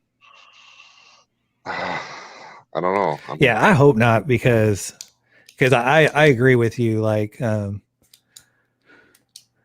Daredevil seasons were absolutely brilliant. I actually like the first one that I fully watched, because I was kind of disappointed. The older Daredevil movie, mainly the Ben Affleck one. What was the other movie with Jennifer Garner? Oh, her standalone movie, Elektra. Yeah, Elektra. That movie was horrible. So I was kind of jaded about that still. I tend to hold on to things. But right. I actually watched Jessica Jones first. And I absolutely fell in love with that. And then I was like, oh, okay. So then I went back and I watched the Daredevil. And I was like, oh man, I should have watched this from the beginning. Right. But those are really good shows. And I agree with you. I really hope they can pull those in. Yeah, I mean, because man, it's like I'm curious what they're gonna do with Luke. Again, this is just curiosity, but like when we got introduced with Luke Cage and Iron Fist, and again with John Barthenol being, and this is what scares me and saddens me. It's like I really like the John Barthenol Punisher, and I just don't know how many more. Yeah, no, he's perfect, and it's like perfect for that role. How many more times do we have to like recast the Punisher if they're gonna do another Punisher again? Because I'm like, they need John Barthenol. Let's be real now. Like John Barthenol is Punisher. Yeah, he afraid of, like I remember watching him in The Walking Dead. When it had been starting. And I just remember thinking like, that dude is fucking Frank Castle, man. That dude is the Punisher. Look at him. He even got the haircut already. Like, was straight up ready to roll. He could have just walked out of the Walking Dead set and just walked straight down to a Punisher set and just started filming. Right? I totally agree with you on that. I mean, I was so glad at when I heard they casted him to be Punisher, and then the second season of Daredevil, and I was like, this is gonna be awesome. And it was. And it was too. Yeah. And on top of that, I mean, I know I'm gonna be, everyone's gonna kind of hate me because I'm a DC guy, and I loved the Daredevil season 2 so much better than, of my opinion, on over BVS, because I really loved how they handled the situation between Daredevil and Punisher, where I didn't get that satisfaction with Superman and Batman. So that was the one thing I really appreciated that from the MCU, doing, or part of the MCU that did that for Netflix. I thought that was great. Yeah, because I think it was still Marvel Studios, wasn't it? Yeah, yeah, Marvel and ABC combined to get these shows out there on Netflix.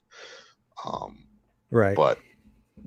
But yeah, I also, I mean, I don't know. I've heard like things like which kind of saddened me and here, but like, I know Kevin Feige, I guess, wasn't. I don't know if it's true or not, but I mean, I heard like something that he wasn't a little big fan of these characters that we got to enjoy on Netflix and we loved, and and it's like, oh, that's kind of what makes it kind of dampered a little bit. It's like, well, we need those characters too, Kevin. So make the Well, Marvel. part of me wants to say, well, you know what, Kevin, you thought it was a good idea to cast Topher Grace as freaking Venom, so you can just go on with your opinions. And... right. Yeah, and it's well, and it's also very interesting too. Like although, I mean, Kevin was, even though he wasn't the head guy back when they did the original stuff, like he was part of the producing part of the producers. It was really RV and his son Ared being the real head producers of the time to really get these shows, to get these movies made. And it was, with the different studios, with New Line Cinema, which was owned by Warner Brothers, and then they had Fox and Lion Gates and Sony. Oh, okay. So like back then, like because he was the head of the Marvel, though, right? But it was the other studios that were taking precedence over. Yeah, well, so yeah, it was all the different studios, but I mean, at the time, I think Avi was kind of the he was the original producer to really kind of get it kickstarted with Stan Lee, to really get these movies kickstarted and going for Marvel. And then once Iron Man came out, that's when because that's when Kevin Feige really got stepped up, and he really set him up for the MCU then. So it was kind of like there's a double way of looking at it, because it's like you look at Avi and he's the one that really started Marvel movies getting popping, and then Feige, right, with Iron Man, really made the MCU become what it is. And yeah, he made it the actual MCU, connecting everything. Made it more official, made the universe official. But yeah, it's interesting when you go back and you watch a lot of these other the other movies, and then you look at the MCU and some of the stuff that's going on. But yeah, I just really hope if they really start bringing those characters back and really incorporating them even more in the MCU now, because it just needs to happen.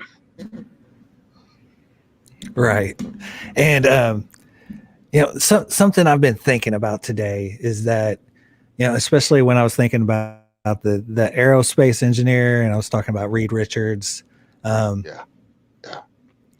I was thinking about it, when you think about it, the X-Men, bringing the X-Men in it's a tough one, because you do got to do some, I wouldn't say logic jumps, but it's hard because Magneto should be older. Charles Xavier should be older. Like, what group of X-Men are you going to bring in? Right. Are you going to bring in, the uncanny, the one, most of us know, right. Or like the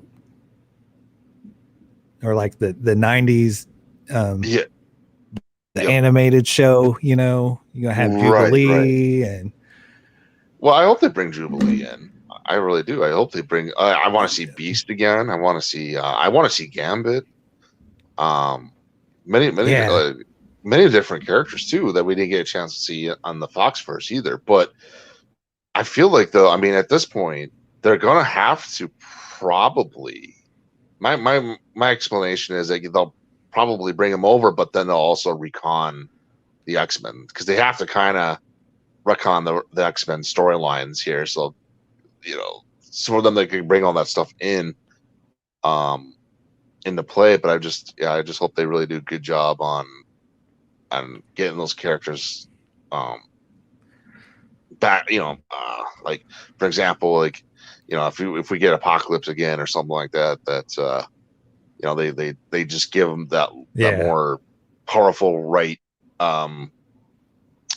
character get like the way they set up the character to be awesome again like that. That's what I'm more excited for. Instead of like what we got in the prior stuff. So I'm very, very excited for it. I can't wait to see some more of the X-Men characters and curious about Fantastic Four, but yeah, right now I'm just like I got to see some X-Men characters. I'm getting more excited every day. Right. And like I said, like, the majority of the comic books that I do still have are, they're either A, X-Men or B, Wolverine comic books. But yeah. And another thing for me, I think I'm go ahead because I got something. I was gonna say, like, well, when you were speaking about the Uncanny X-Men, I was thinking about, like, I wonder if they could, in theory. I mean, I hope they do this. If they do the Uncanny X-Men, I kind of hope that, because Joss Whedon had a lot of involvement on the Uncanny comic books, and I was like, well, I kind of hope they maybe bring him back to kind of work with the X-Men stuff too, as well. I know they kind of had bad blood after Age of Ultron, but I kind of hope maybe they can resolve it and work out the X-Men on that. Right. He's actually had his hand in a lot of good comic book runs. Mm-hmm. So he definitely has the storytelling ability. But I don't know about, when I go back and I watch the MCU movies, Avengers, the first one, is enjoyable because it was the first one. It was the first time you're seeing this, Yep. But you just have this. It just has it. It has his handprints on it, Right. That's the ones that feel, the biggest hate that MCU gets is, it's for kids, it's all colorful. That's the ones that are like that. And then once you get into Captain America, Winter Soldier, and stuff like that, it's more grounded. It's more, right. And like even like the texture of the movie. It's not his better. Humor. It's more action packed, more, that kind of stuff. Yeah. I mean, there's always going to be a difference between Whedon and the Russo brothers. I mean, they both have different styles. Of how they handled the MCU verse, and I mean, I am a little bit biased because I am. I don't know if you know about the show Community, but the Russo brothers were actually directors on that TV show. They directed these paintball episodes that are absolutely brilliant pieces of sitcom history that should never be forgotten, and I love them. So I might be a little bit biased. No, I know the show Community. I didn't get a chance. I haven't watched it. I know it's on Netflix as of now, I think, as well. I have to start watching that. But that's awesome. Okay, so that's good fact to know that Russo brothers were involved with the Community. Oh yeah. There's these really popular episodes. They're the paintball episodes. I can't think of the actual names, but they directed 2 of them, and like I'm a fan of Community, so I feel bad like saying this, but like it's like for me, it's some of the best TV sitcom stuff I've ever watched. All right, nice. Yeah, definitely keep. I heard a lot of people who have watched the Community really liked it, so I'm gonna have to. I gotta sit down and really watch that, and yeah, I plan on that one. I watched Parks and Rec, and I really like that one. So I definitely could give the Community a try. Cause I mean, it had that kind of sense of humor a little bit. So I'm like, oh, I'll go take a look at that. So definitely. Yeah, it definitely has some similar vibes to Parks and Rec. Okay, Nice. but so like my kind of thoughts is that X-Men is going to be and X-Men and mutants is going to be tough to bring in. Not that it's not going to happen or anything, but like that. But like I think it might take some time to set that up. I think we might have to get into at least Multiverse of Madness before we see an X-Men. I think. I don't know. But I do think with like the aerospace engineer, the fact that radiation is coming off of the Hex, Wanda's reality bubble, like things are just starting to add up. Right. That I think that one like I think it would be really cool if WandaVision literally launched the Fantastic Four. Well, they might. Because They that might I mean, actually. because if you think about it, like I kind of see the X-Men as being like a long-term thing that they need to like pull out, you know, but I mean, the Fantastic Four, it's in their story. It happens quick. It's just like one day, like they get hit with some radiation, and then the next day they wake up and they all have powers. It can be like that. True. Yeah. No, I definitely can. Yeah, because if they shoot off in space and all of a sudden the Fantastic Four they get their mutant abilities or scientific abilities, and then all of a sudden it lands all the way down on the Earth and hits Wanda and hits everybody like all that such and up the mutant gene and everything. Yeah, I'm down with that. The Fantastic Four and X-Men have that connection. I mean, X-Men would be more of course, it's still going to have more of that. They're really definitely going to utilize the gene X factor, but yeah, Fantastic Four definitely could have a little bit more of vibe into it all because of the scientificness of all of it all. For sure.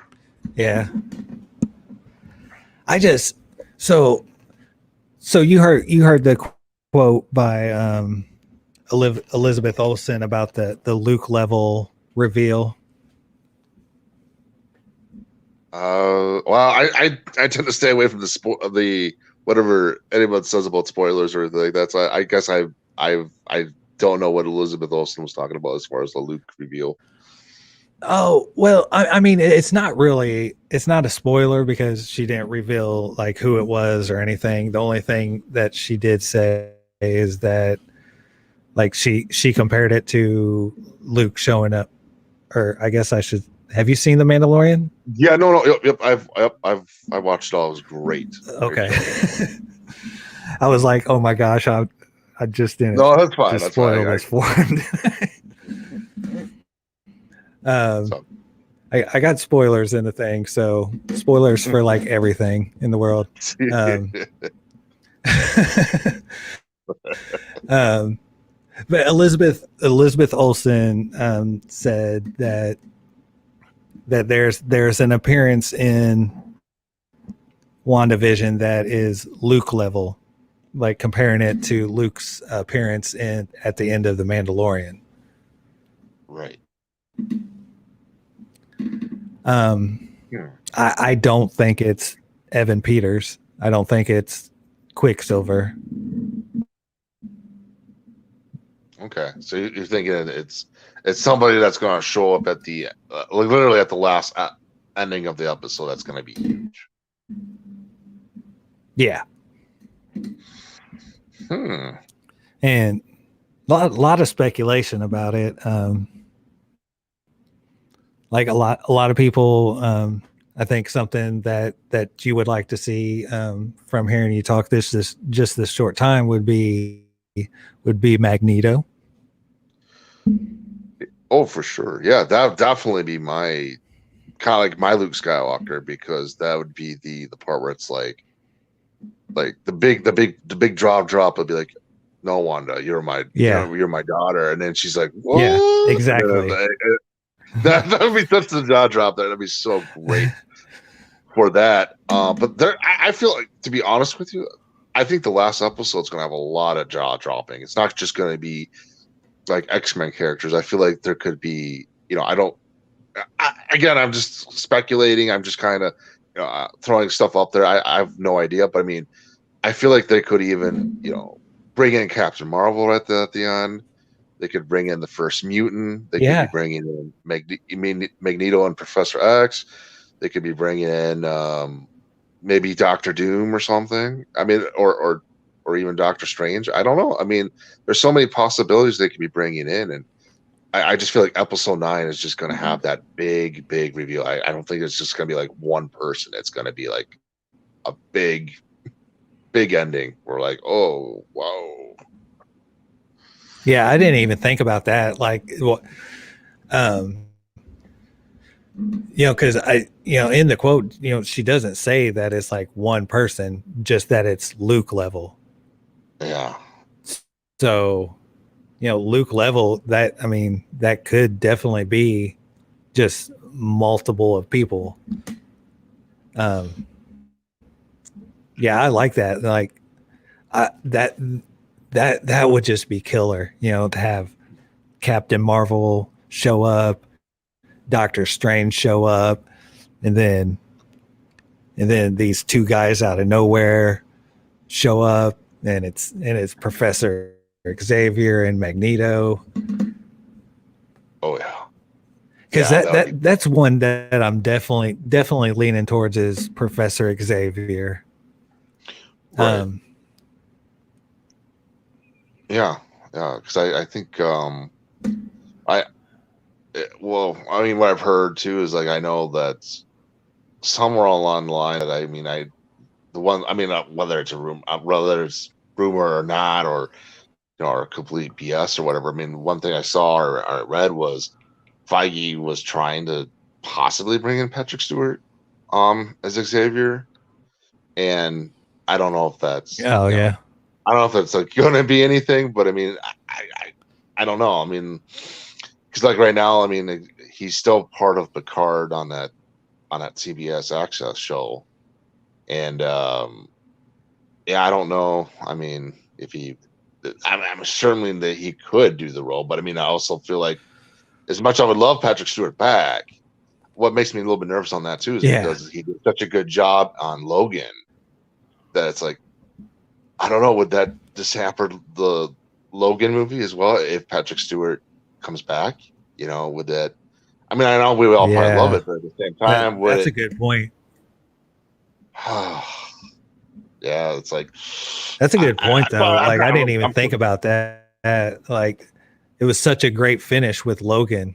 Like, do you want to rehash that? Like, yeah, that's the thing. It's like, I mean, that performance was so good that, yeah. And then what I was talking about earlier, like, is he going to have 10 movies in him to do Professor Xavier?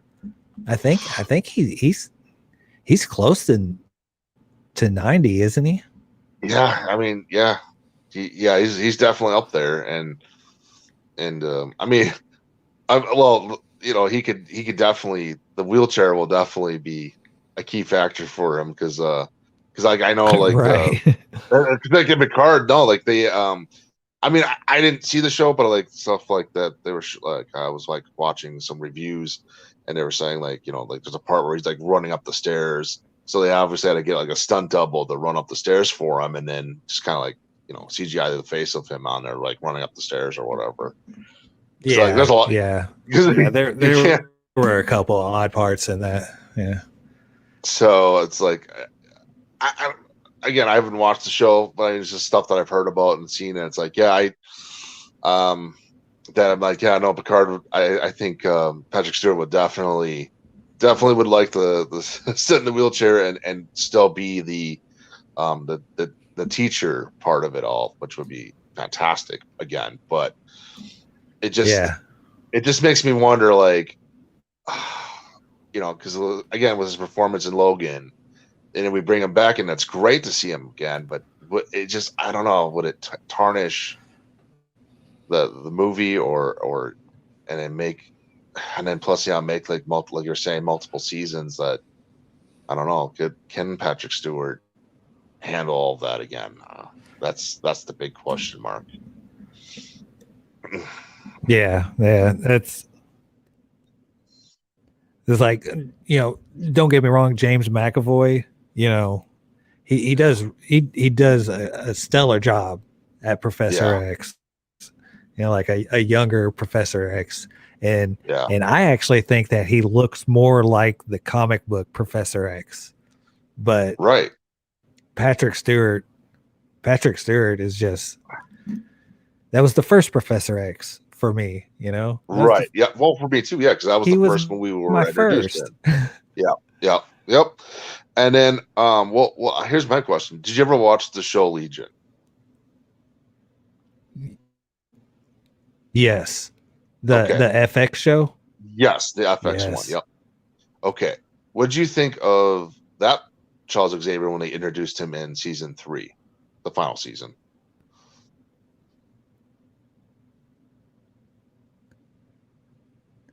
Oh wait. Okay, so I've seen the first 2 seasons. I haven't seen season 3. Oh. But I did know about that. So you didn't spoil anything for me. Oh, okay. Because we had gotten rid of cable, so I just couldn't watch it. Not that I didn't want to watch it, but I got you. Just, well, it is some financial adjustments. I got you. Well, if you got Hulu, it's on Hulu because all the FX stuff is officially, they put all that stuff on there right away now because they got that partnership. I keep on forgetting that we have Hulu because we got the Disney package, so we have Disney and Hulu, Disney Plus and Hulu. So I always forget that I have that. That's gonna remind me though. I'm gonna be like, I need to watch Legion because the first 2 seasons of that were absolutely brilliant. Like that show, it actually reminds me a lot of WandaVision. How like you're like constantly like questioning what's real and what's going on. Yep. And see that. Well, but okay. But I was gonna say, like, if you saw that 3rd season and you saw that Charles Xavier, I thought he was a pretty good actor who played him. He was kind of they kind of made him like the cross between McAvoy and a little bit of Stewart, but I thought the actor who played him in that final season, I thought he was a great Charles Xavier from the little bit of episodes that they had him in. I thought this guy works, but I guess I just needed a second opinion on that. See what you feel about it, but I'll have to wait for that one once you get a chance to watch it. No, I'm actually taking a look at it right now. Nice. No, yeah, he looks good. Yeah, I could see that, and that's another thing. I wonder, if they would, take the risk at just completely recasting all of the X-Men. Yeah, yeah, because I would even say if they brought him back as Charles, that guy from Charles Xavier, like it would be cool to see if they bring back Dan Stevenson as Legion himself. Like that would be cool. Yeah, yeah. And then maybe like they have like a little episode of like Wanda has to like go inside his brain a little bit, and, like gotta like help him out because he's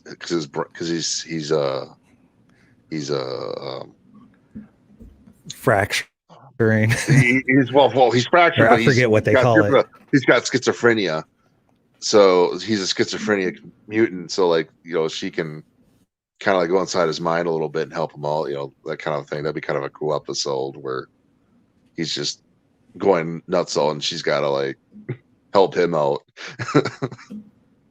Right.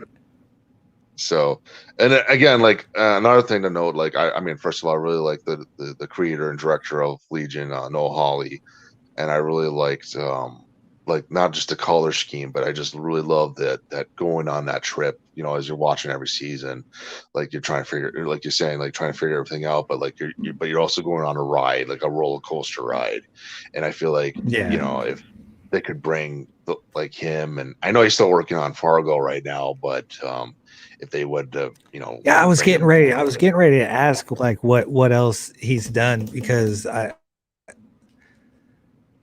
remember when it first came out, like I always kind of look into directors, and I always remember that like he had his hand in some good stuff that I had liked previous to that. Is he working on the Fargo, the TV series?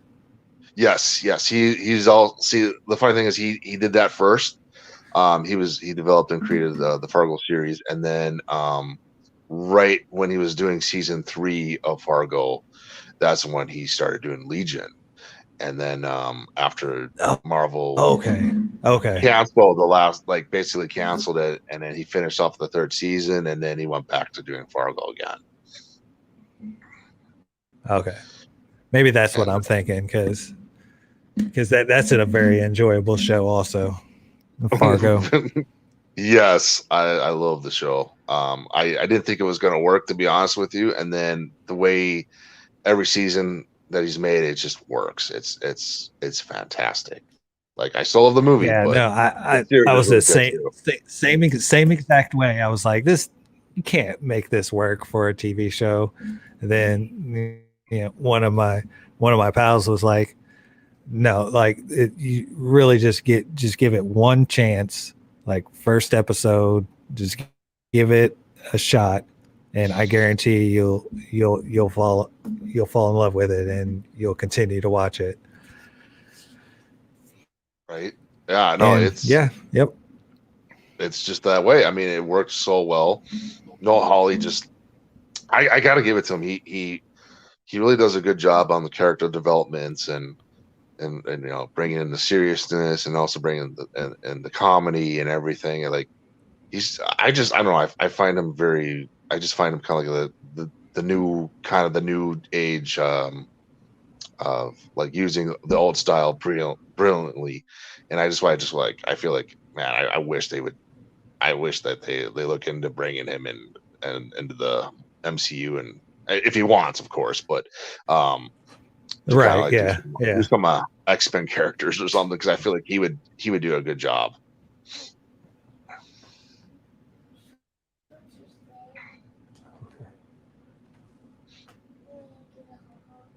Okay. Sorry. It's all right. Well, we are at the 2-hour 20 mark. I stayed up way too late last night watching WandaVision. Did you have a YouTube channel? I unfortunately I do not have one right now. No, I'm just kind of that's around. I'm just a round person. Right. Yeah. Yeah, I see you over. Saw you today over at the ambassadorial wing Yeah, yeah, for the and all Batman kinds of animated series. places. Yeah, Yeah, yeah, I'm everywhere. I'm always curious what people are coming up with and kind of seeing. And but what I noticed, like, about really quick about your channel so far, like, I really like the in depth of like everything you talk about as far as like movies and shows, and I really like that. So you know, I had to pop on and be like, hey, I just want to nerd out too, and talk about this stuff, because this is the one channel where I feel like you really get more into the depth on that stuff. Some other channels I notice they talk about it and then we just kind of veer off on something else. But I really appreciated like this kind of yeah. That, format that you bring up. I kind of want to hit on that. I've kind of been frustrated with some of the channels that I've watched lately, because like they start talking about stuff, and it's good, and and like they're having good solid discussions about stuff, and then like it turns into like a joke fest. Like I'm all about having fun, but when like an ongoing joke goes on for like 20 minutes and like you're sitting there like, are they going to continue the discussion or should I just leave? Right? Like I'm the same way. it kind of drives me crazy, Yep. Yep. No, that's what like I feel the same way, and I appreciate I appreciate what you're doing with this, because I like that, because a lot of a lot of those guys I watch, I mean, we'll start talking about stuff, and then all of a sudden it just veers off in a different direction every time. I'm like, well, we're not really talking about that anymore. And I don't know. right. It just goes off, and I get Well, like you said, like you get frustrated, and you're just like, oh, it's not going to work out that way. But yeah. again, that's why I really appreciate you and the ambassador, because you guys right now, like, you guys really hit the mark when it comes to talking about the topics that you want to talk about. And it's just, I like I that. I appreciate appreciate that. that a lot. Cause Yeah. that's one of the reasons why I enjoy the ambassador also. It's because he just sticks to the subject, has some fun, but doesn't go off on wild tangents and like silly games. Right. Right. But Yeah. No, I totally agree. I'm like, that's why I'm like, yeah, that's why I started really going back in and really watching Ambassador too, like, where he sticks to that. So, um, like, in a very, very good way. And again, that's why I appreciate it a lot. So, yeah, anyways, just, keep it up, man. I appreciate it. I appreciate that. I really do appreciate that. And um, yeah, I want to do more live streams, and I've been debating it, but I think I might just with kids it's kind of tougher. I got my 5-year-old that's awake behind me digging into some cereal and he's not supposed to be. Oh no, he's supposed to be in bed, right? Yeah. uh, Oh well. He's good. He had a busy day playing in the mud.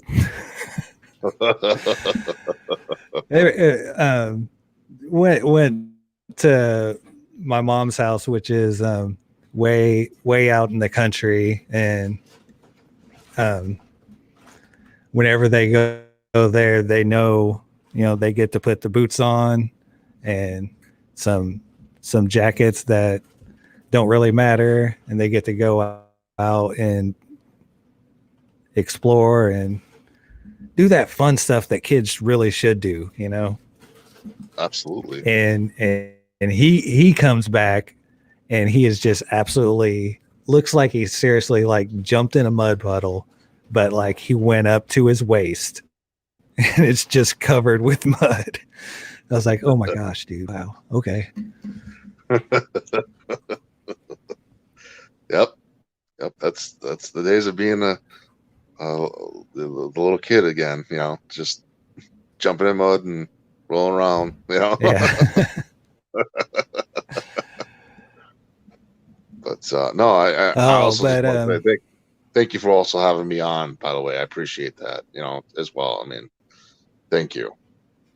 oh yeah. I mean, like if you watch some of my, the live streams when I'm by myself, there's a lot of pauses and while I'm gathering my thoughts, so it is really great to have somebody, bounce ideas off and, even give myself some ideas, because you made me think about some things that I hadn't necessarily thought about. So, you know, it's good that way. Right? No, yeah. I mean, I'm constantly thinking all the time, and I'm like, well, maybe I bounce some stuff off, off other ideas and everything. But yeah, no, I definitely like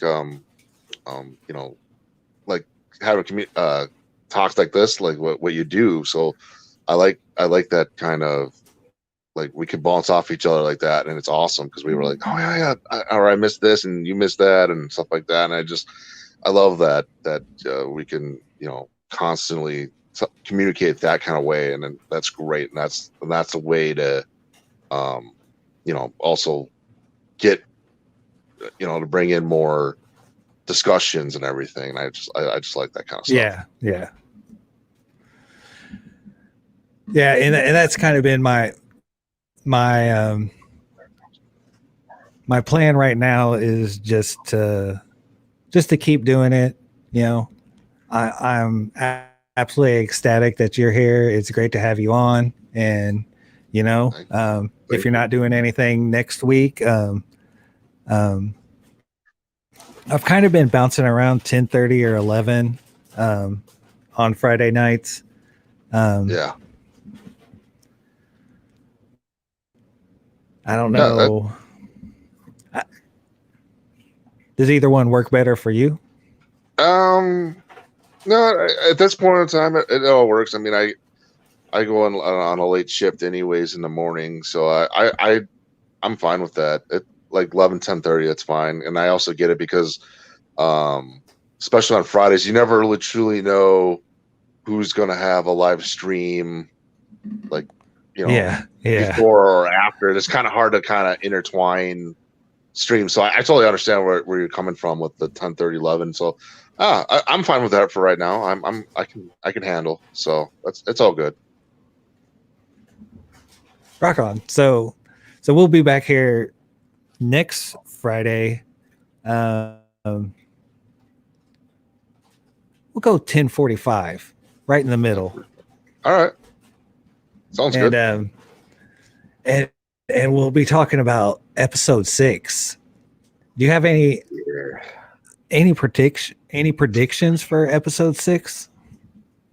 I think that it's really gonna come. Well, I think with Wanda and Vision and Pedro and the kids, there's gonna be a lot of with those parts. What's gonna happen? There's gonna be a lot of the twin consequences and a lot of like them going back and forth on that. So I think, and then Agnes will probably come in and kind of make everything like she's gonna kind of start maybe like little hints of revealing herself just a little bit, and maybe Pedro or Vision will pick up even more, and Wanda will be like, oh, what's going on here? It's like, maybe she'll start wondering about Agnes, and then meanwhile on that, yeah, something's going to happen with Sword. I think they're going to have some deep discussions with their director, their captain, so to speak. So I think there's going to be a lot of conflicts in the season, in episode 6. It's going to be a big conflict episode. Yeah, I agree. I think there's going to be a lot of stuff happening in between Pietro and Vision and Wanda and everybody inside of the bubble. And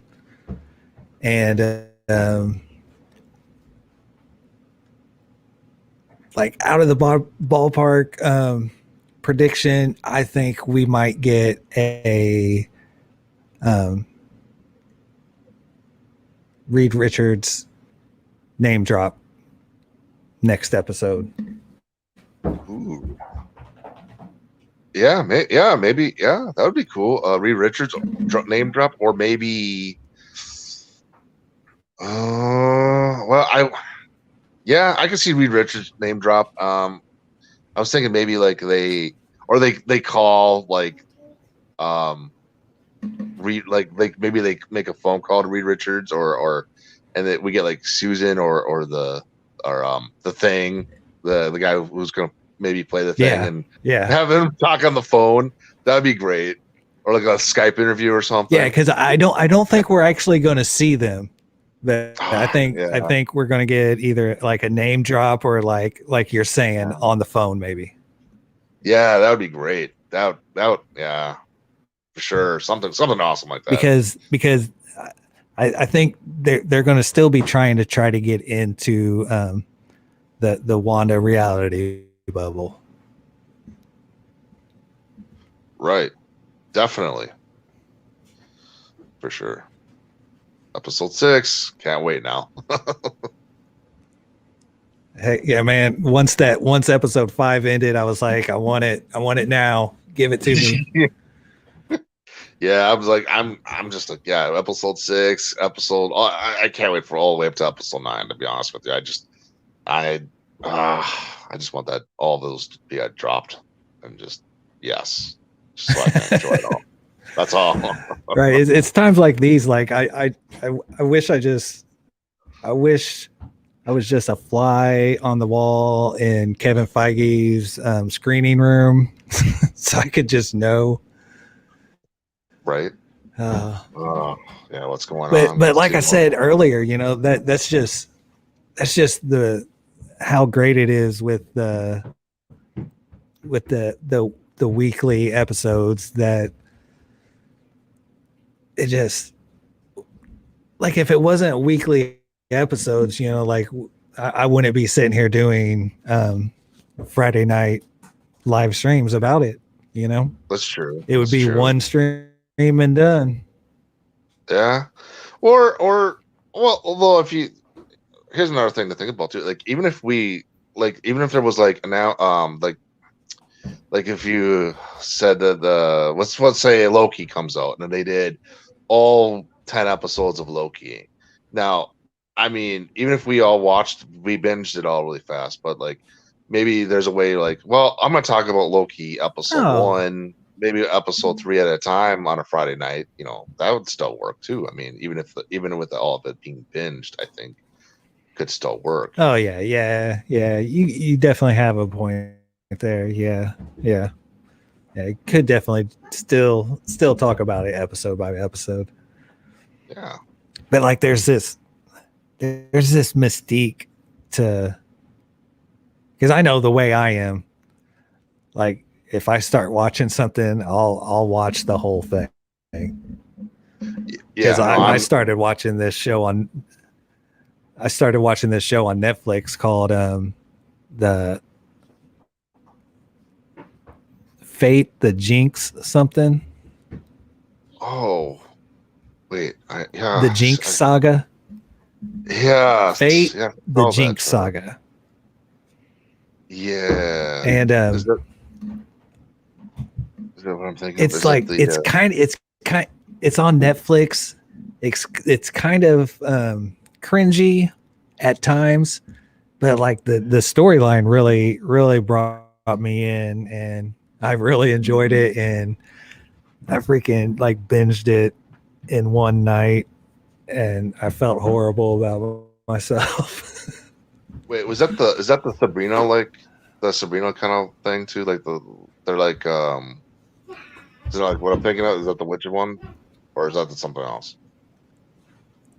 No, yep. It's kind of on the lines of the Sabrina. Okay, yeah. But they call themselves fairies. They call themselves fairies. Yeah.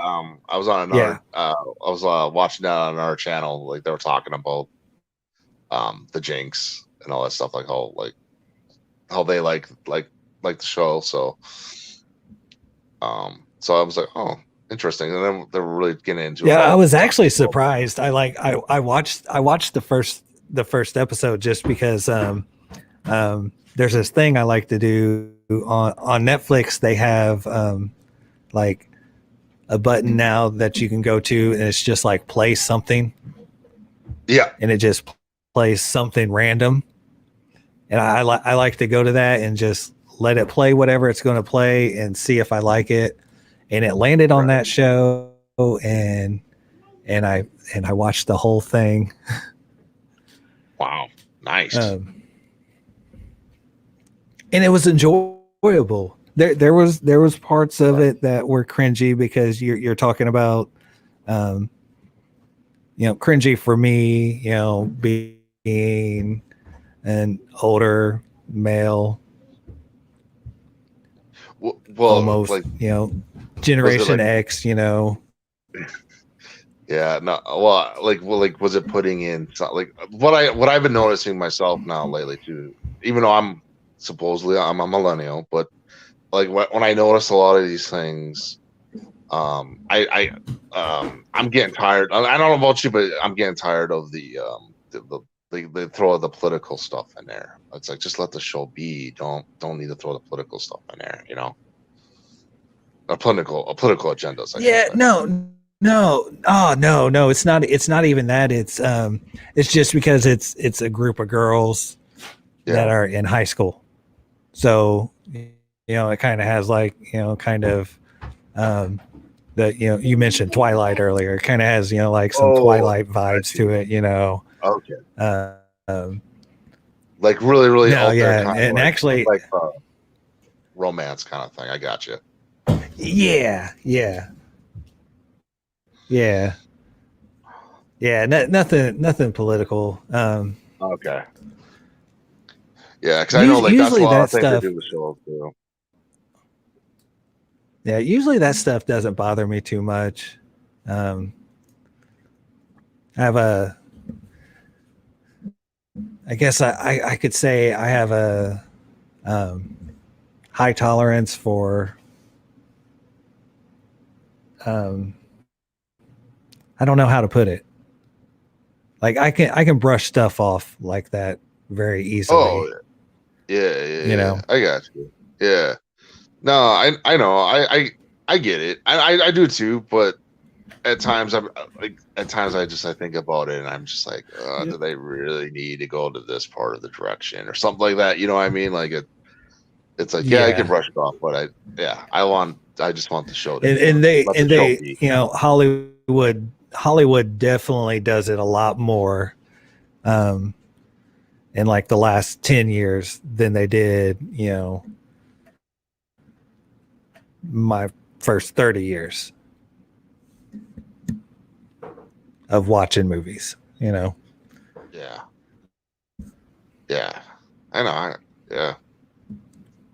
There's, I mean, you watch anything from like any like older movie or something like that, and you watch something now, it's just everything's completely different. It's changed a lot.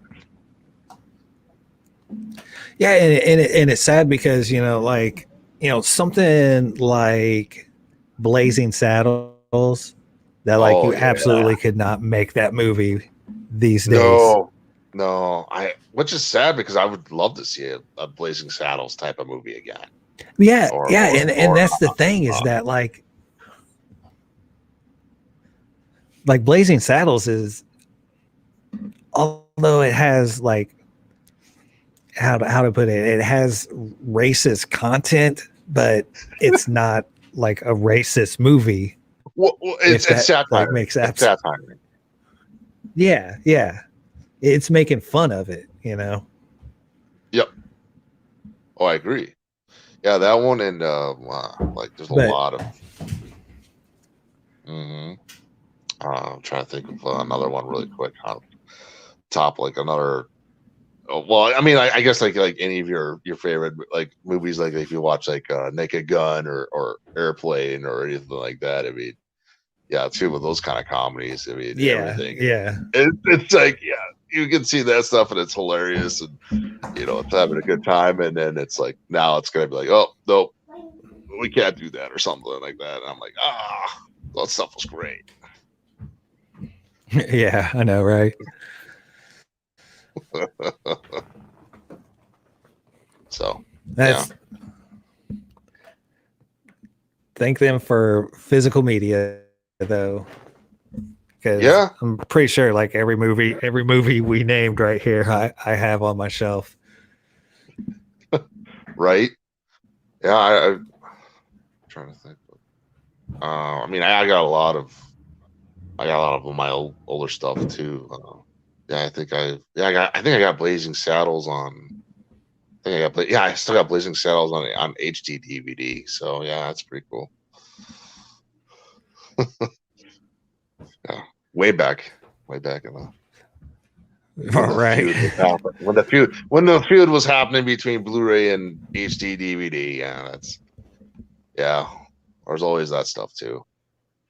And that's funny because I'd be like anybody else, like, but back in the day when VHS and Beta were fighting, I'm like, now it's my version of when they were fighting with that stuff. See, I guess I'm just a little bit older than you because I Yeah, remember when like I was like vigorously going through my VHS collection to decide which ones I was going to get rid of and replace with DVDs. yeah, yeah, yeah. You know, Oh yeah, that was. I mean, DVDs were the first thing that really changed, like basically took your VHS and changed it into, you get the movie theater look with the widescreen and the sound base and everything, and then plus on top of it, you got like all these different. What was cool about DVDs too was like the first time that you got bonus materials and you could really um, get more into yeah, the yeah, movie.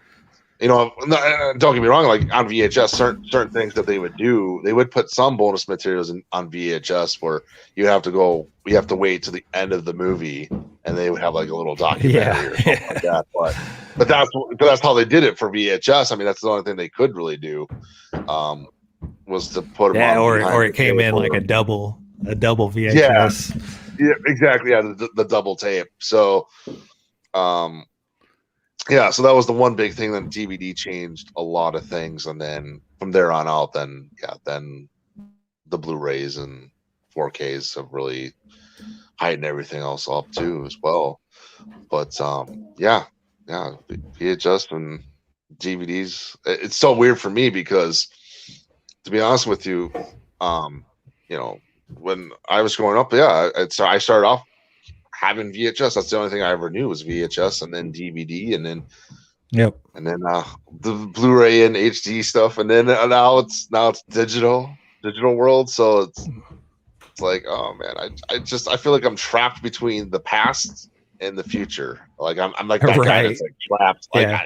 because like even for millennials, like technically, 'cause I We was just born in we the late '80s, so um, it's just kind of like I'm like kind of trapped in this like Twilight Zone or something. It's just like I don't want to like feel like I'm like much older or you anything. just you can't keep up with the changes in it.